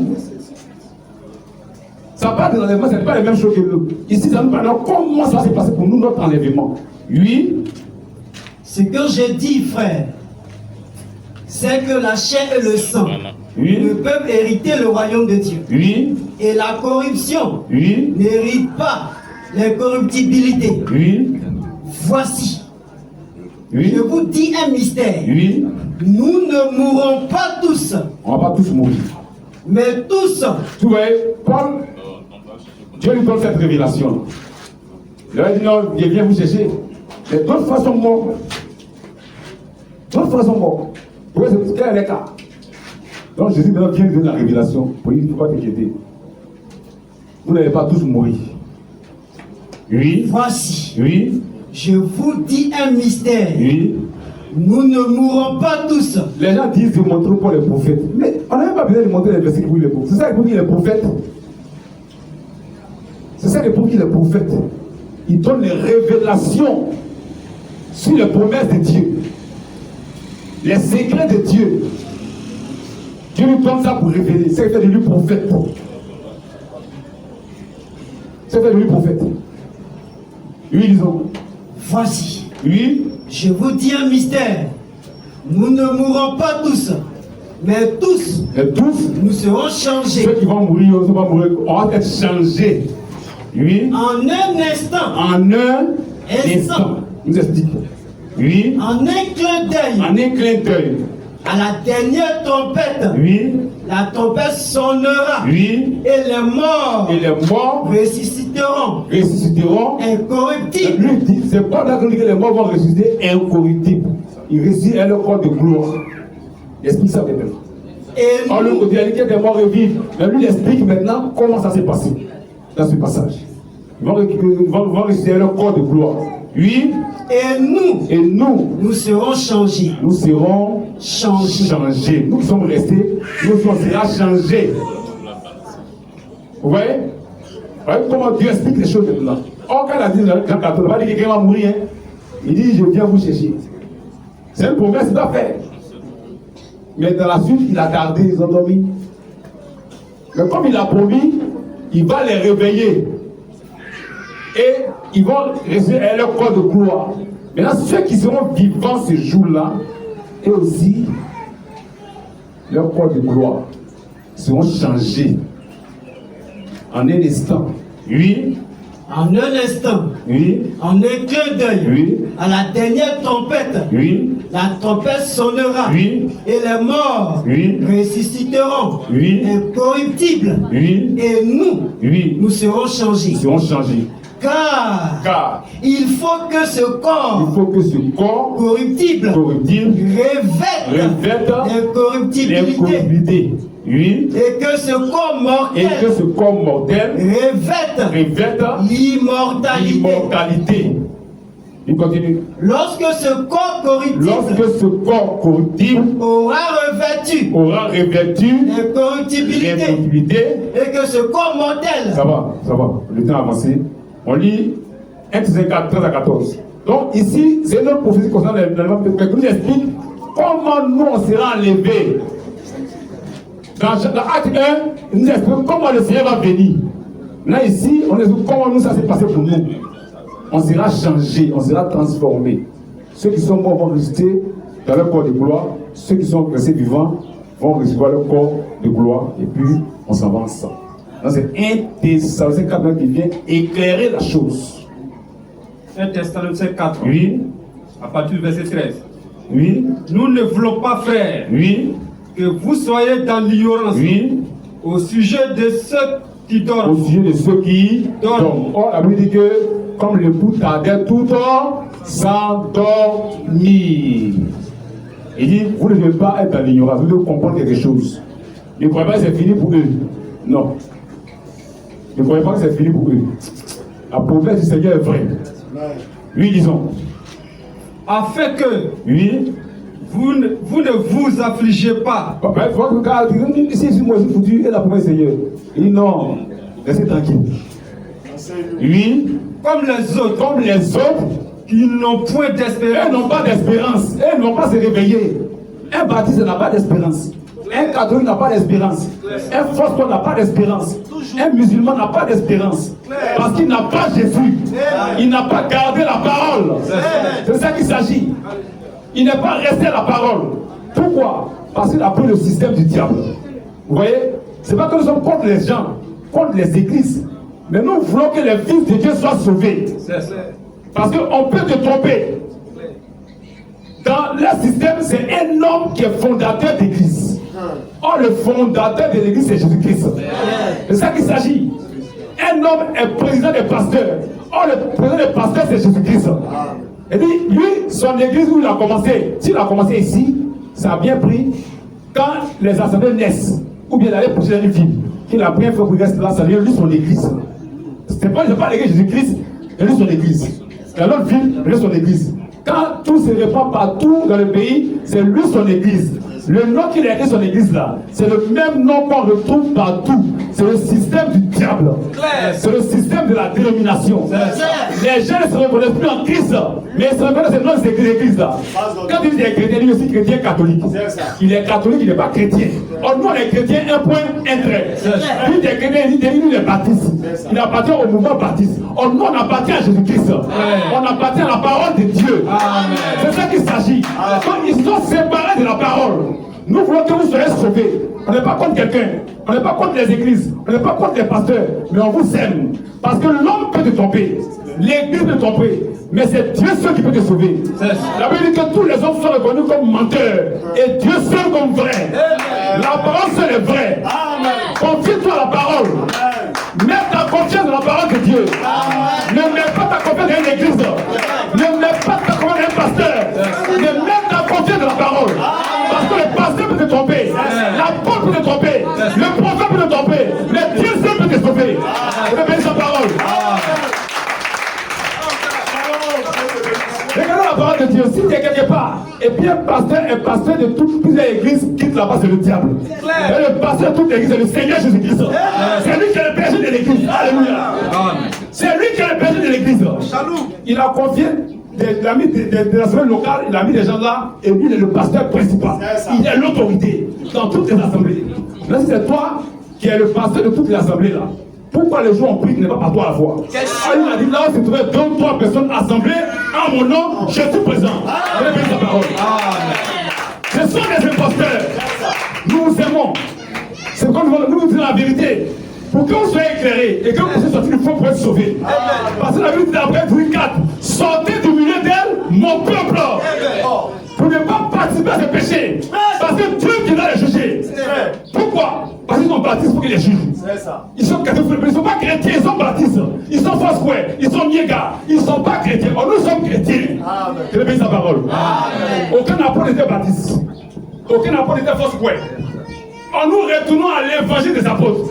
Les apôtres étaient des chrétiens, un point, un trait. C'est ça qu'il s'agit. Prêche l'amour. C'est pourquoi Dieu les jugera. Mais Dieu sécurise un peuple. Dieu met un peuple de côté pour les sécuriser, pour le mettre à l'écart, pour qu'il reste à la parole de Dieu. C'est pourquoi venez à Jésus. Venez à la parole. Ne venez pas à une église. Ne venez pas à un homme. Mais venez à la parole de Dieu. Acceptez la parole. Et vous aurez la vie éternelle. Amen. Et vous serez sécurisés. Amen. Vous serez enlevés. Que Dieu prenne le jugement de ce monde. Que Dieu bénisse sa parole. Amen. Nous continuons.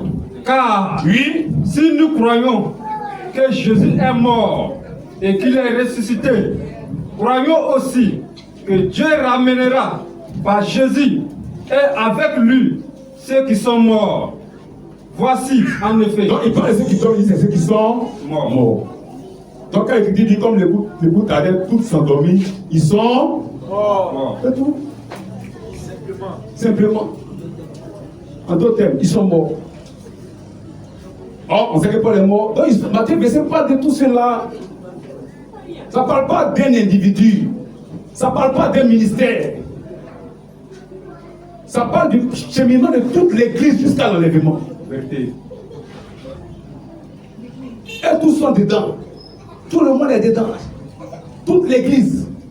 Pas la dénomination. Ils ne sont pas dedans. Pourquoi on verra l'enseignement, recevoir la promesse et être concerné par la promesse. Qui est concerné par cette promesse de Matthieu verset. Il est béni sa parole. Amen. Tout le monde peut recevoir la promesse. Tout le monde peut être concerné. Je peux partir à l'école, les enfants fréquentent bien et puis ils vont à l'école. Mes enfants, vous à 14 heures dans le grand restaurant là, pour manger. Mais tout le monde a entendu et tout le monde est concerné. À l'heure prévue, ce sont mes enfants qui vont me trouver là-bas. Que Dieu bénisse sa parole. Amen. Donc, on va rapidement. Oui. Voici en effet ce que nous vous déclarons. D'après la parole du Seigneur. Pourquoi Paul est prophète? D'après la parole du Seigneur. C'est ainsi dit le Seigneur. Qui a révélé ça? C'est le prophète qui révèle ça là. C'est ça. On n'a pas bien montré pourquoi les prophètes. Pourquoi les prophètes même? C'est ça pour dire qu'il est prophète. Mais il n'est pas l'apôtre, il ne connaît rien. Oui, disons. D'après la parole du Seigneur. Oui. Nous les vivants. Nous les vivants. Restez pour l'avènement du Seigneur. Pour l'avènement du Seigneur. Ils partaient à la rencontre de lui. Vous attendez sa venue. Puisqu'ils sont restés vivants. Donc c'est Paul là qui nous éclaire. Oh, les autres versets ne parlaient pas de ça. Ou bien, ça c'est un autre verset, pas de l'enlèvement, mais maintenant on parle maintenant de deux catégories de personnes. Un groupe qui va mourir et un groupe qui va rester vivant. En parlant de l'enlèvement. Nous les vivants. Nous les vivants. Oui. Restez pour l'avènement du Seigneur. Oui. Nous ne dévancerons pas. On ne va pas dévancer ceux qui sont morts. Non, il dit restez tranquille. On va pas faire avant eux. C'est pas possible. Oui. Car le Seigneur lui-même a un signal donné à la voix d'un archange et au son de la trompette de Dieu. Descendra du ciel. Dans Acte 1, 9 à 11, on a été dit. Il descendra du ciel. Donc, tout ce qui dit que Jésus est venu d'un prophète, il ne écoutez pas. C'est des rêveurs. C'est la rêverie. Il descendra du ciel. Oui. Et les morts en Christ. Et les morts en Christ ressusciteront. Jésus était un prophète et puis les morts ne vont pas ressusciter. Il ne va pas ressusciter. Lui-même, où Jésus est lui-même, il est mort. Bon, Jésus est où alors? Bien sûr. Les gens sont des rêveurs. Quand il vient, les morts en Christ ressusciteront. Premièrement, il a promis de venir les enlever. Donc il va accomplir sa promesse. Il a tardé. Et puis ils ont dormi. Mais quand il vient, il faut qu'il les réveille. Ou bien, pour accomplir sa promesse, les morts en Christ ressusciteront premièrement. Ensuite, nous les vivants, qui seront restés, nous serons tous ensemble enlevés avec eux sur des nuées. Oui. À la rencontre du Seigneur. Dans les airs. Non, c'est pas que ça se passe dans les airs. C'est lui-même qui vient nous expliquer ça. Il va descendre et puis nous on monte. Ça va se croiser là-bas. Donc ces pieds ne touchent pas le sol des nations. Donc ça se passe dans les airs. Donc ce verset Plusieurs personnes parlent de l'enlèvement, ne nous parlent pas de la rencontre des airs. Ils ne parlent pas de l'enlèvement. Donc il y a plusieurs versets comme ça. C'est pour ça que Dieu parle. Dieu parle de la même chose. Il parle un peu ici, un peu, puis on regroupe tout. C'est pour ça que Dieu parle. Donc ici maintenant, il nous parle de la rencontre dans les airs. Oui.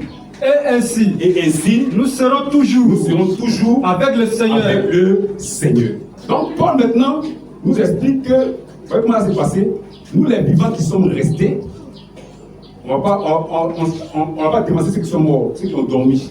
Ils vont d'abord se réveiller. Paul va se réveiller, Pierre va se réveiller. Tous les frères au cours des âges qui sont morts vont se réveiller. Amen. Parce que la promesse est vraie. L'enlèvement est une réalité, frères et sœurs. Amen. L'enlèvement, c'est la plus belle promesse de Dieu. La meilleure des promesses de Dieu, c'est l'enlèvement. Et nous attendons ça. Donc, Paul aussi nous dit que les vivants qui sont restés ne vont pas demeurer ceux qui sont morts, ils vont se réveiller ensemble pour partir. Mais Jésus maintenant vient parler vraiment d'autres choses maintenant. Il vient parler maintenant d'autres choses. Paul a dit simplement quand on est vu les vivants restés, il a fermé. Mais est-ce que tous les vivants vont partir? Vous voyez? Il y a une autre prophétie qui parle maintenant détaillée. C'est comme ça que Dieu fait. Paul l'a bouclé seulement pour les vivants vont partir.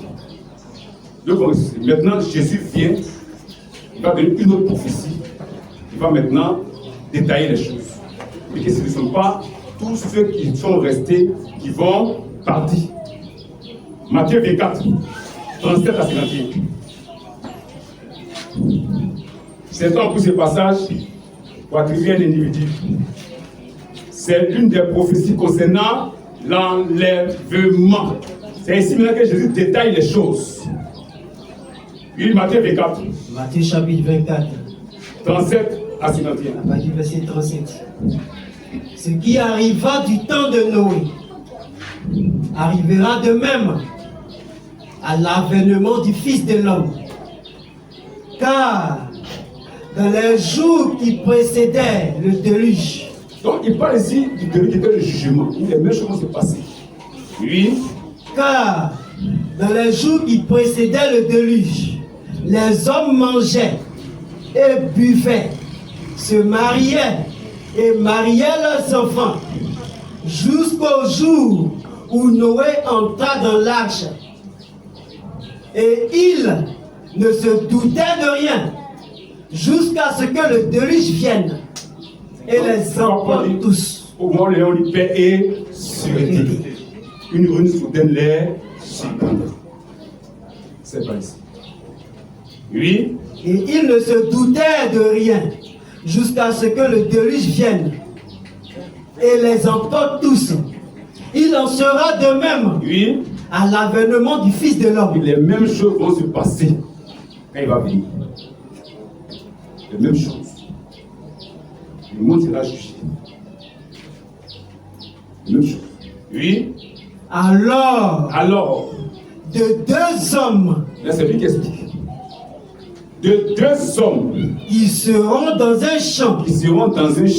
L'un sera pris. Et l'autre laissé. Ah, on parle à dire nous les vivants qui sommes restés. Quand il y a tous les vivants. C'est ça. Ok. Oh, c'est une prophétie concernant l'enlèvement, mais ça n'a pas été détaillé. Il est bien sa parole. Amen. Donc, ici maintenant, Jésus détaille. Il est parmi les vivants là.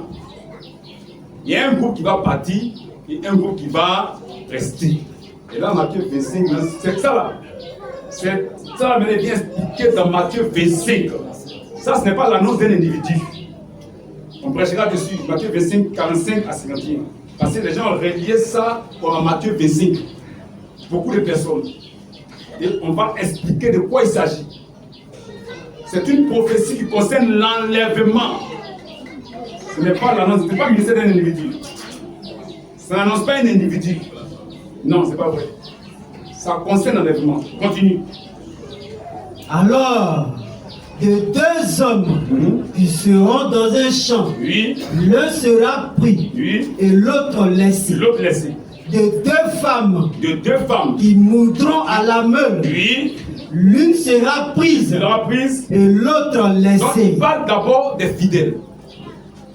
Femmes comme garçons. Il y a des garçons qui vont rester, des femmes qui vont rester. Quelqu'un ne parle de la parole, elle veut faire comme le monde. Il va te donner ta parole, elle est injuste. Il va te juger.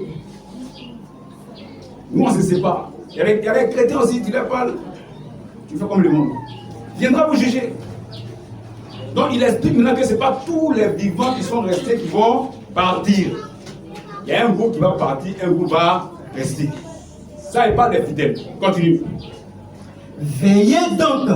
Veillez donc. Puisque vous ne savez pas. Puisque vous ne savez pas. Quel jour. Quel jour. Votre Seigneur viendra. Votre Seigneur viendra. Donc, comment on peut dire qu'il va dire à quelqu'un là-bas? Comment il va dire ça? On ne sait pas quand il va venir. Il va venir surprendre les gens. Il va venir surprendre. Donc il dit veiller. Veiller là, c'est de se préparer. C'est la préparation. C'est ça, veiller. C'est la préparation. Veillez à cela. Préparez-vous. Parce qu'il va vous surprendre. Oui. Sachez-le bien. Oui. Si le maître de la maison. Si le maître de la maison. Savait à quelle veille de la nuit. À quelle veille de la nuit. Le voleur doit venir. Le voleur doit venir. Il veillerait. Mais si vous informez, tout le monde va partir. Aïe. S'il informe, tout le monde va partir. Donc il ne peut pas informer. Parce qu'il a dit qu'il y a un bout qui va rester, un bout qui va partir. Donc il ne peut pas informer. Oui. Sachez-le bien. Oui. Si le maître de la maison. Oui. Savait à quelle veille de la nuit. Oui. Le voleur doit venir. Oui. Il veillerait. Il veillerait. Et ne laisserait pas. Oui. Percer sa maison. Oui. C'est pourquoi. C'est pourquoi. Vous aussi. Vous aussi. Tenez-vous prêts. Tenez-vous prêts. La préparation. C'est tout. Apprêtez-vous. Allez à la rencontre du Seigneur. C'est ça, la préparation de l'attente de la venue de couple, qu'on soit enlevé. Tenez-vous prêts. C'est pas veiller et prier. Tenez-vous prêts. C'est pourquoi. Oui. Vous aussi. Oui. Tenez-vous prêts. Oui. Car le Fils de l'homme. Car le Fils de l'homme viendra à l'heure. C'est la préparation. Tenez-vous prêts. Car le Fils de l'homme viendra à l'heure où vous n'y penserez pas. Vous n'y penserez pas. Donc, ne peut pas donner la date d'un individu, c'est faux. Dieu ne peut pas mettre l'enlèvement en rapport à un individu, c'est faux. Il ne peut pas le faire. Dieu va mettre l'enlèvement en rapport à un individu, c'est pas possible. Non, il faut être connecté à cet individu-là. Il faut être connecté, il faut suivre les directs, il faut écouter les bonnes. C'est des bêtises. C'est des bêtises. Dieu ne veut pas mettre l'enlèvement en rapport avec un individu, c'est pas possible. Jamais. Il va venir nous surprendre. Oui. Quel est donc? Maintenant, ici, il parle des ministres. Il a bien parlé des fidèles. Il parle maintenant des ministres. Quel est donc? Il ne parle pas d'un individu. Il y a des ministres aussi là qui vont rester. Vous savez. Il y a des ministres qui vont partir. Les ministres ils vont prendre affaire de faire le business. C'est le fils de Dieu. Ils ne vont pas s'occuper même. Dieu viendra les juger. Il y a des ministres qui vont rester. C'est ça qui parle ici. Eux aussi, d'autres vont partir. Oui. Quel est donc le serviteur fidèle et prudent que son maître a établi? Pourquoi est-ce qu'il est prudent? On va ça bientôt. Que son maître a établi sur ses gens. Dieu ne peut jamais établir un ministre sur les ministres. On prêche à ça. C'est pas possible. On va lire l'écriture. Et rien prêche ça. Si ces gens, c'est le ministre établi. Attention. Quoi? Dieu. Dieu n'a jamais établi Paul sur Timothée. Jamais. Il n'a jamais établi Paul sur Tite. C'est impossible. Amen. Il dit toi fidèle aux lettres. Dieu lui donne le message. Dieu lui confie ça pour prêcher, pour que les autres puissent répondre ça. C'est tout. Dieu ne peut pas établir un ministre sur un ministre. C'est Jésus qui est établi sur tous les ministres. Et c'est ceux qui est établi sur la maison de Dieu. Selon Hébreux 3. Lui seul. Je bénis sa parole. Amen. Nous lisons. Quel est donc le serviteur fidèle? Quel est donc le serviteur fidèle et prudent? Comme le roi, c'est une seule personne. Attention, attendez. Bon, on va entrer dans toutes ces choses. Lisons.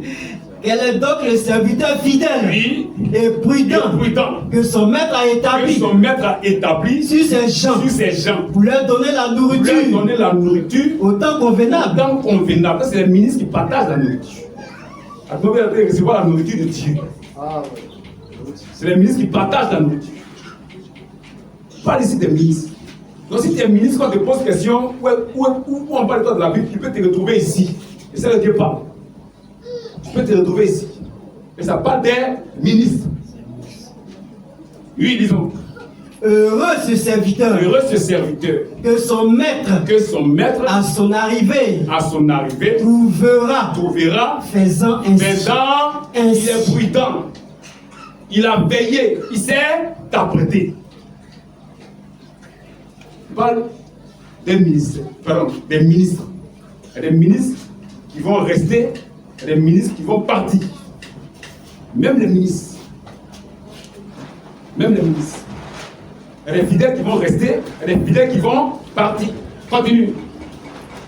Je vous le dis en vérité. Oui.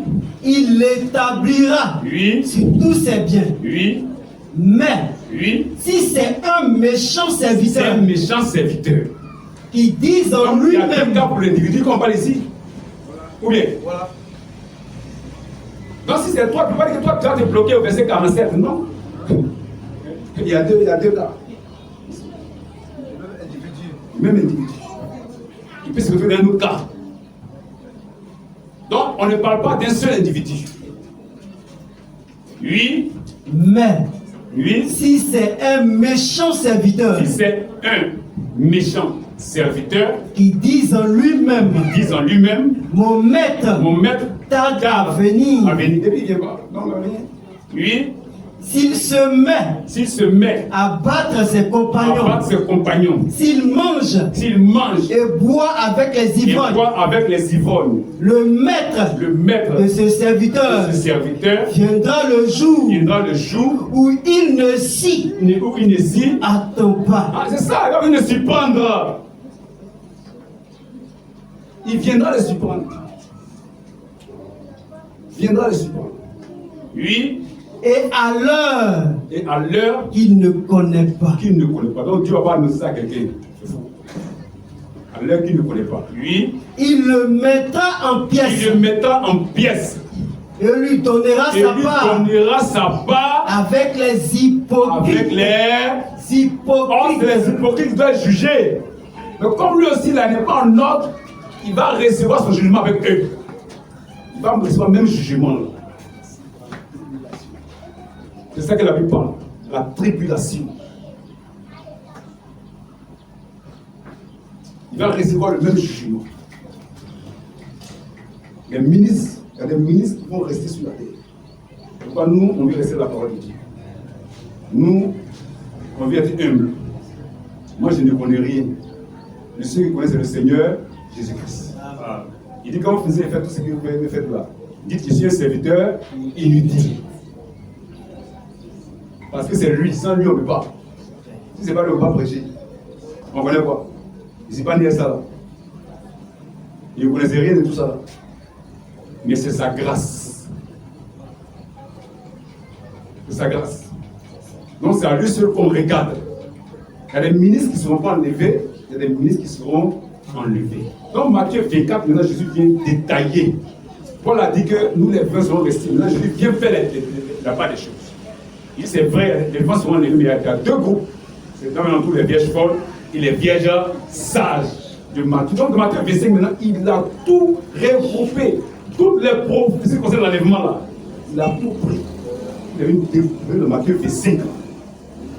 C'est ça qu'il s'agit. Il a tout regroupé, tout rassemblé. Vous allez voir, tout est dans Matthieu 25. Toutes les prophéties concernant l'enlèvement, tout est dans Matthieu 25. Il est venu tout regrouper. Donc ici maintenant, il parle de l'enlèvement, mais il dit qu'il y a un groupe qui sera enlevé, un groupe qui va rester. Ici, il ne parle pas de la raison des morts. Hein. Vous voyez, ici, il ne parle pas de la raison des morts. Or, dans l'enlèvement, la raison des morts, on trouve ça là, il faisait 4. Et puis, on côté 15. Vous voyez, non? C'est comme ça que la Bible parle. La Bible ne dit pas tout. La même chose, un peu. Mais dans Matthieu 25, il a tout rassemblé. Il est venu découvrir ça dans Matthieu 25. Donc, quand il a fini de parler dans Matthieu 24, parlant de l'enlèvement, maintenant il vient dans Matthieu 25. Dans Matthieu 24, là, 37 à 51, est l'une des prophéties qui concerne l'enlèvement. Ce n'est pas l'annonce de quelqu'un. Donc, voici quelques prophéties. Maintenant, quand il a fini de parler dans Matthieu 24, c'est dans Matthieu 25 maintenant qu'il va donner tout le déroulement. Tout le déroulement. Il fait que, on va porter Matthieu 25 et attendre. Je vais lire au verset 10. Il fait que, midi 30. Non, on a duré. Bon, on lit rapidement Matthieu 25, on va rien expliquer. La prochaine fois, on va expliquer. On va lire combattre. On expliquera comment tu m'as passé. On va lire en passé. Donc, on va dans Matthieu 25 et attendre. Donc, on reste au verset 10. Donc, voici toutes ces prophéties-là qui se retrouvent dans Matthieu 25. C'est pourquoi Matthieu 25 n'est pas l'annonce d'un individu. Ce n'est pas l'annonce d'un ministère. Ce n'est rien d'autre que l'une des prophéties concernant l'enlèvement. On lit Matthieu 25 et à 30. Donc, verset 10. Je sais pas. Matthieu 25, 1. Oui. On va rien expliquer. La prochaine fois, on va expliquer. Alors le royaume des cieux. Le temps avancé. On a 7 prédications dessus. On va expliquer un jour. De quoi il s'agit, on pourrait expliquer. Oui. Alors le royaume des cieux sera semblable à 10 vierges qui, ayant pris leur lampe, allaient à la rencontre de l'époux. Donc depuis le matin, ceux-là partaient à la rencontre de l'époux. Ils étaient dans l'attente, ils étaient dans la sanctification. Ils étaient en ordre avec, ils étaient dans la marche, ils étaient dans le chemin, ils étaient dans la préparation, dans l'attente de la venue de l'époux. Depuis le matin, il leur a promis de venir les chercher. Mais au cours des âges, ils ont dormi parce qu'il a tardé, il n'est pas venu. Quand il n'est pas venu, non. Disons. 5 d'entre elles étaient folles. Et 5 sages. Les folles, en prenant les lampes, ne prirent point d'huile avec elles. Mais les sages prirent avec leurs lampes de l'huile dans des vases. Comme l'époux tardait, toutes s'assoupirent et s'endormirent. Au milieu de la nuit. On a vu ceux qui dorment, ceux qui sont morts. Matthieu 25 est recoupé. Isaïe 26, qui était mort, se réveille. Ces choses-là. C'est en train de regrouper. Il regroupe toutes les prophéties concernant l'enlèvement ont été bloquées dans Matthieu 25. Ont été regroupées dans Matthieu 25. Il veut regrouper tout. Au début, il dit quoi? Il dit alors le roi, quand il a fini d'expliquer Matthieu 24, il dit alors le roi de ceci sera semblable. Il veut donner le déroulement maintenant de la chose. Le parcours de toute l'église, puisque le rapport vient de chercher. Il donne le parcours. Il dit depuis le matin de commencer à l'attendre. Il avait dit ça ici. Eux tous l'attendaient depuis. Quand il leur a promis de commencer à l'attendre. Il dit quand même, ils ont dormi, il n'est pas venu. Oui, disons. Au milieu de la nuit, on cria. Voici l'époux. Voici l'époux. Allez à sa rencontre. Le même cri qui a retenti le matin pour que le peuple parte à la rencontre de l'époux, l'attendre qu'il vienne. Le même cri doit retentir. Le même message. Le même évangile. La doctrine des apôtres. L'évangile du salut. Le message de la grâce. Le message du temps de la fin. Prêché par Jésus. Il a donné ça aux apôtres. Il est rentré dans la nation avec Paul. Au cours des âges, ça a été renversé par le Vatican. Et c'est fini. Les gens commencent à prêcher des choses qui n'ont rien à voir avec ce que les apôtres ont prêché. Chacun prend un peu pour lui, s'en va. Chacun prend un peu, il s'en va. Il fabrique pour lui. Chacun prend un peu, il s'en va. Il prend un peu, il s'en va. Il fabrique pour lui. Dieu se voit dans l'obligation de renvoyer le même évangile. C'est ça. De renvoyer la même doctrine. De renvoyer le même message. Ouais. Il prend un individu. Il lui confie ce qu'on appelle messager. Il te confie ça à toi pour aller répandre ça. Ce qu'on appelle que tu es messager. Tu as un message. Et il lui confie ça. C'est William Marion Branham. Et lui maintenant, il véhicule ce message-là. Il véhicule ce message. Et quand il a véhiculé maintenant, d'autres prennent ça même pour prêcher. Prêcher. Pour que le peuple se prépare. Et les gens commencent à se préparer. Continue. Alors toutes ces vierges se réveillèrent. Donc c'est après que le cri va retentir que on va voir la conclusion côté 4. La résurrection des morts. il faut que la parole soit d'abord restaurée. C'est pourquoi il y a d'autres disciples, mais c'est vrai qu'il doit venir premièrement et rétablir toutes choses avant l'enlèvement. Matthieu 25, 6. Il faut qu'il revienne d'abord. Il faut que la parole soit restaurée. Il faut qu'il ramène le cœur des enfants à la foi de leur père les apôtres. Il faut qu'il les amène à regarder dans la Bible, rien dans l'Écriture. C'est pourquoi les gens pourront dire ce qu'ils veulent de lui. Mais non, c'est qu'il était envoyé pour nous. On puisse croire la parole pour être sauvé, pour être enlevé. Et nous, on reste avec la parole de Dieu. Et continue. Et préparez les lampes. Donc c'est un message de préparation. C'est la préparation. De la même manière que le matériel s'est préparé pour l'attendre. Quand on reçoit le même message, on se prépare pour l'attendre. C'est tout. On prépare nos lampes. Oui. Les folles disent aux sages, Oui. donnez-nous de votre huile, Oui. car nos lampes s'éteignent. Oui. Les sages répondirent, Oui. non, Oui. il n'y en aurait pas assez Oui. pour nous et pour vous. Oui. Allez plutôt chez Oui. ceux qui en vendent Oui. et achetez-en pour vous. Oui. Pendant qu'elle allait en acheter, Oui. l'époux arriva. Donc, le coup est arrivé. Ça, c'est quand il est venu maintenant. On voit maintenant, ici, on retrouve Matthieu 24, on retrouve Matthieu 4, toutes ces choses-là. On va les retrouver ici. Toutes les prophètes concernant l'enlèvement ont été regroupés dans Matthieu 25. Oui. Celle qui était prête Celle qui était prête entrait avec lui entrait avec lui. dans la Donc, salle des ça, noces. c'est Matthieu 24. Il y a un groupe qui va rester et un groupe va partir. 1 Corinthiens 13, c'est bien sûr, se réveiller. Et la résurrection des morts. Vous voyez, toutes les prophéties là, tout est regroupé ici. Il donne le parcours, le cheminement. Matthieu 25, c'est le cheminement de toute l'église jusqu'à l'enlèvement. C'est tout. Ce n'est pas l'annonce d'un individu. Ce n'est pas l'annonce d'un ministère. C'est le cheminement de toute l'église, depuis le commencement jusqu'à la fin, au soir de l'église. Et l'église va dans l'enlèvement. Et tout a été regroupé. Oui. Et la porte fut fermée. Et la porte fut fermée. Ça, on voit dans les V6. La porte fut fermée. Oui. Plus tard, les autres vierges vinrent et dirent, Seigneur, Seigneur, ouvre-nous. Mais il répondit, ça c'est Matthieu 24. Et il répondit, je vous le dis en vérité, je ne vous connais pas. Je ne vous connais pas, parce que vous n'avez pas gardé la parole. Oui. Veillez donc, puisque vous ne savez ni le jour, ni l'heure. Non, il ne va pas dire à quelqu'un, il vient pour surprendre. Il vient surprendre. Il ne dira pas à quelqu'un. Le Dieu peut se préparer. Donc Matthieu 25 parle du parcours de toute l'église, le cheminement de l'église, depuis le matin, avec un message, le message étant de la fin, prêché par Jésus. Il a donné aux apôtres. Quand les apôtres ont prêché, le peuple s'est préparé dans l'attente de la venue du Seigneur, partir à sa rencontre. Et ils ont dormi parce qu'il n'est pas venu. Et au soir de l'église, Dieu envoie le même message à travers Marie Branham. Pour être prêché pour que le peuple se prépare dans l'attente de sa venue. Et maintenant, il va venir pour prendre tous ceux qui étaient prêts. Ceux qui ont dormi vont se réveiller. Ceux qui sont restés, ceux qui sont prêts vont partir. Ceux qui ne sont pas prêts vont rester. C'est ça qu'il s'agit dans Matthieu 25. Oui, il continue.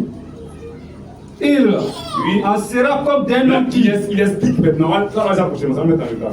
Il explique ça. On va pas lire. Donc voici l'écriture. Voici la parole de Dieu. Matthieu 25 fait partie des prophéties concernant l'enlèvement. Il y a plusieurs prophéties dans la Bible qui parlent de l'enlèvement. Plusieurs prophéties qui parlent de l'enlèvement. Et dans chaque prophétie, Dieu parle d'une partie. Dans chaque prophétie, il parle d'une partie. Et il a regroupé toutes ces prophéties-là, les a mis dans Matthieu 25. Donc Matthieu 25 n'est pas l'annonce d'un individu. Matthieu 25 n'est pas l'annonce d'un ministère.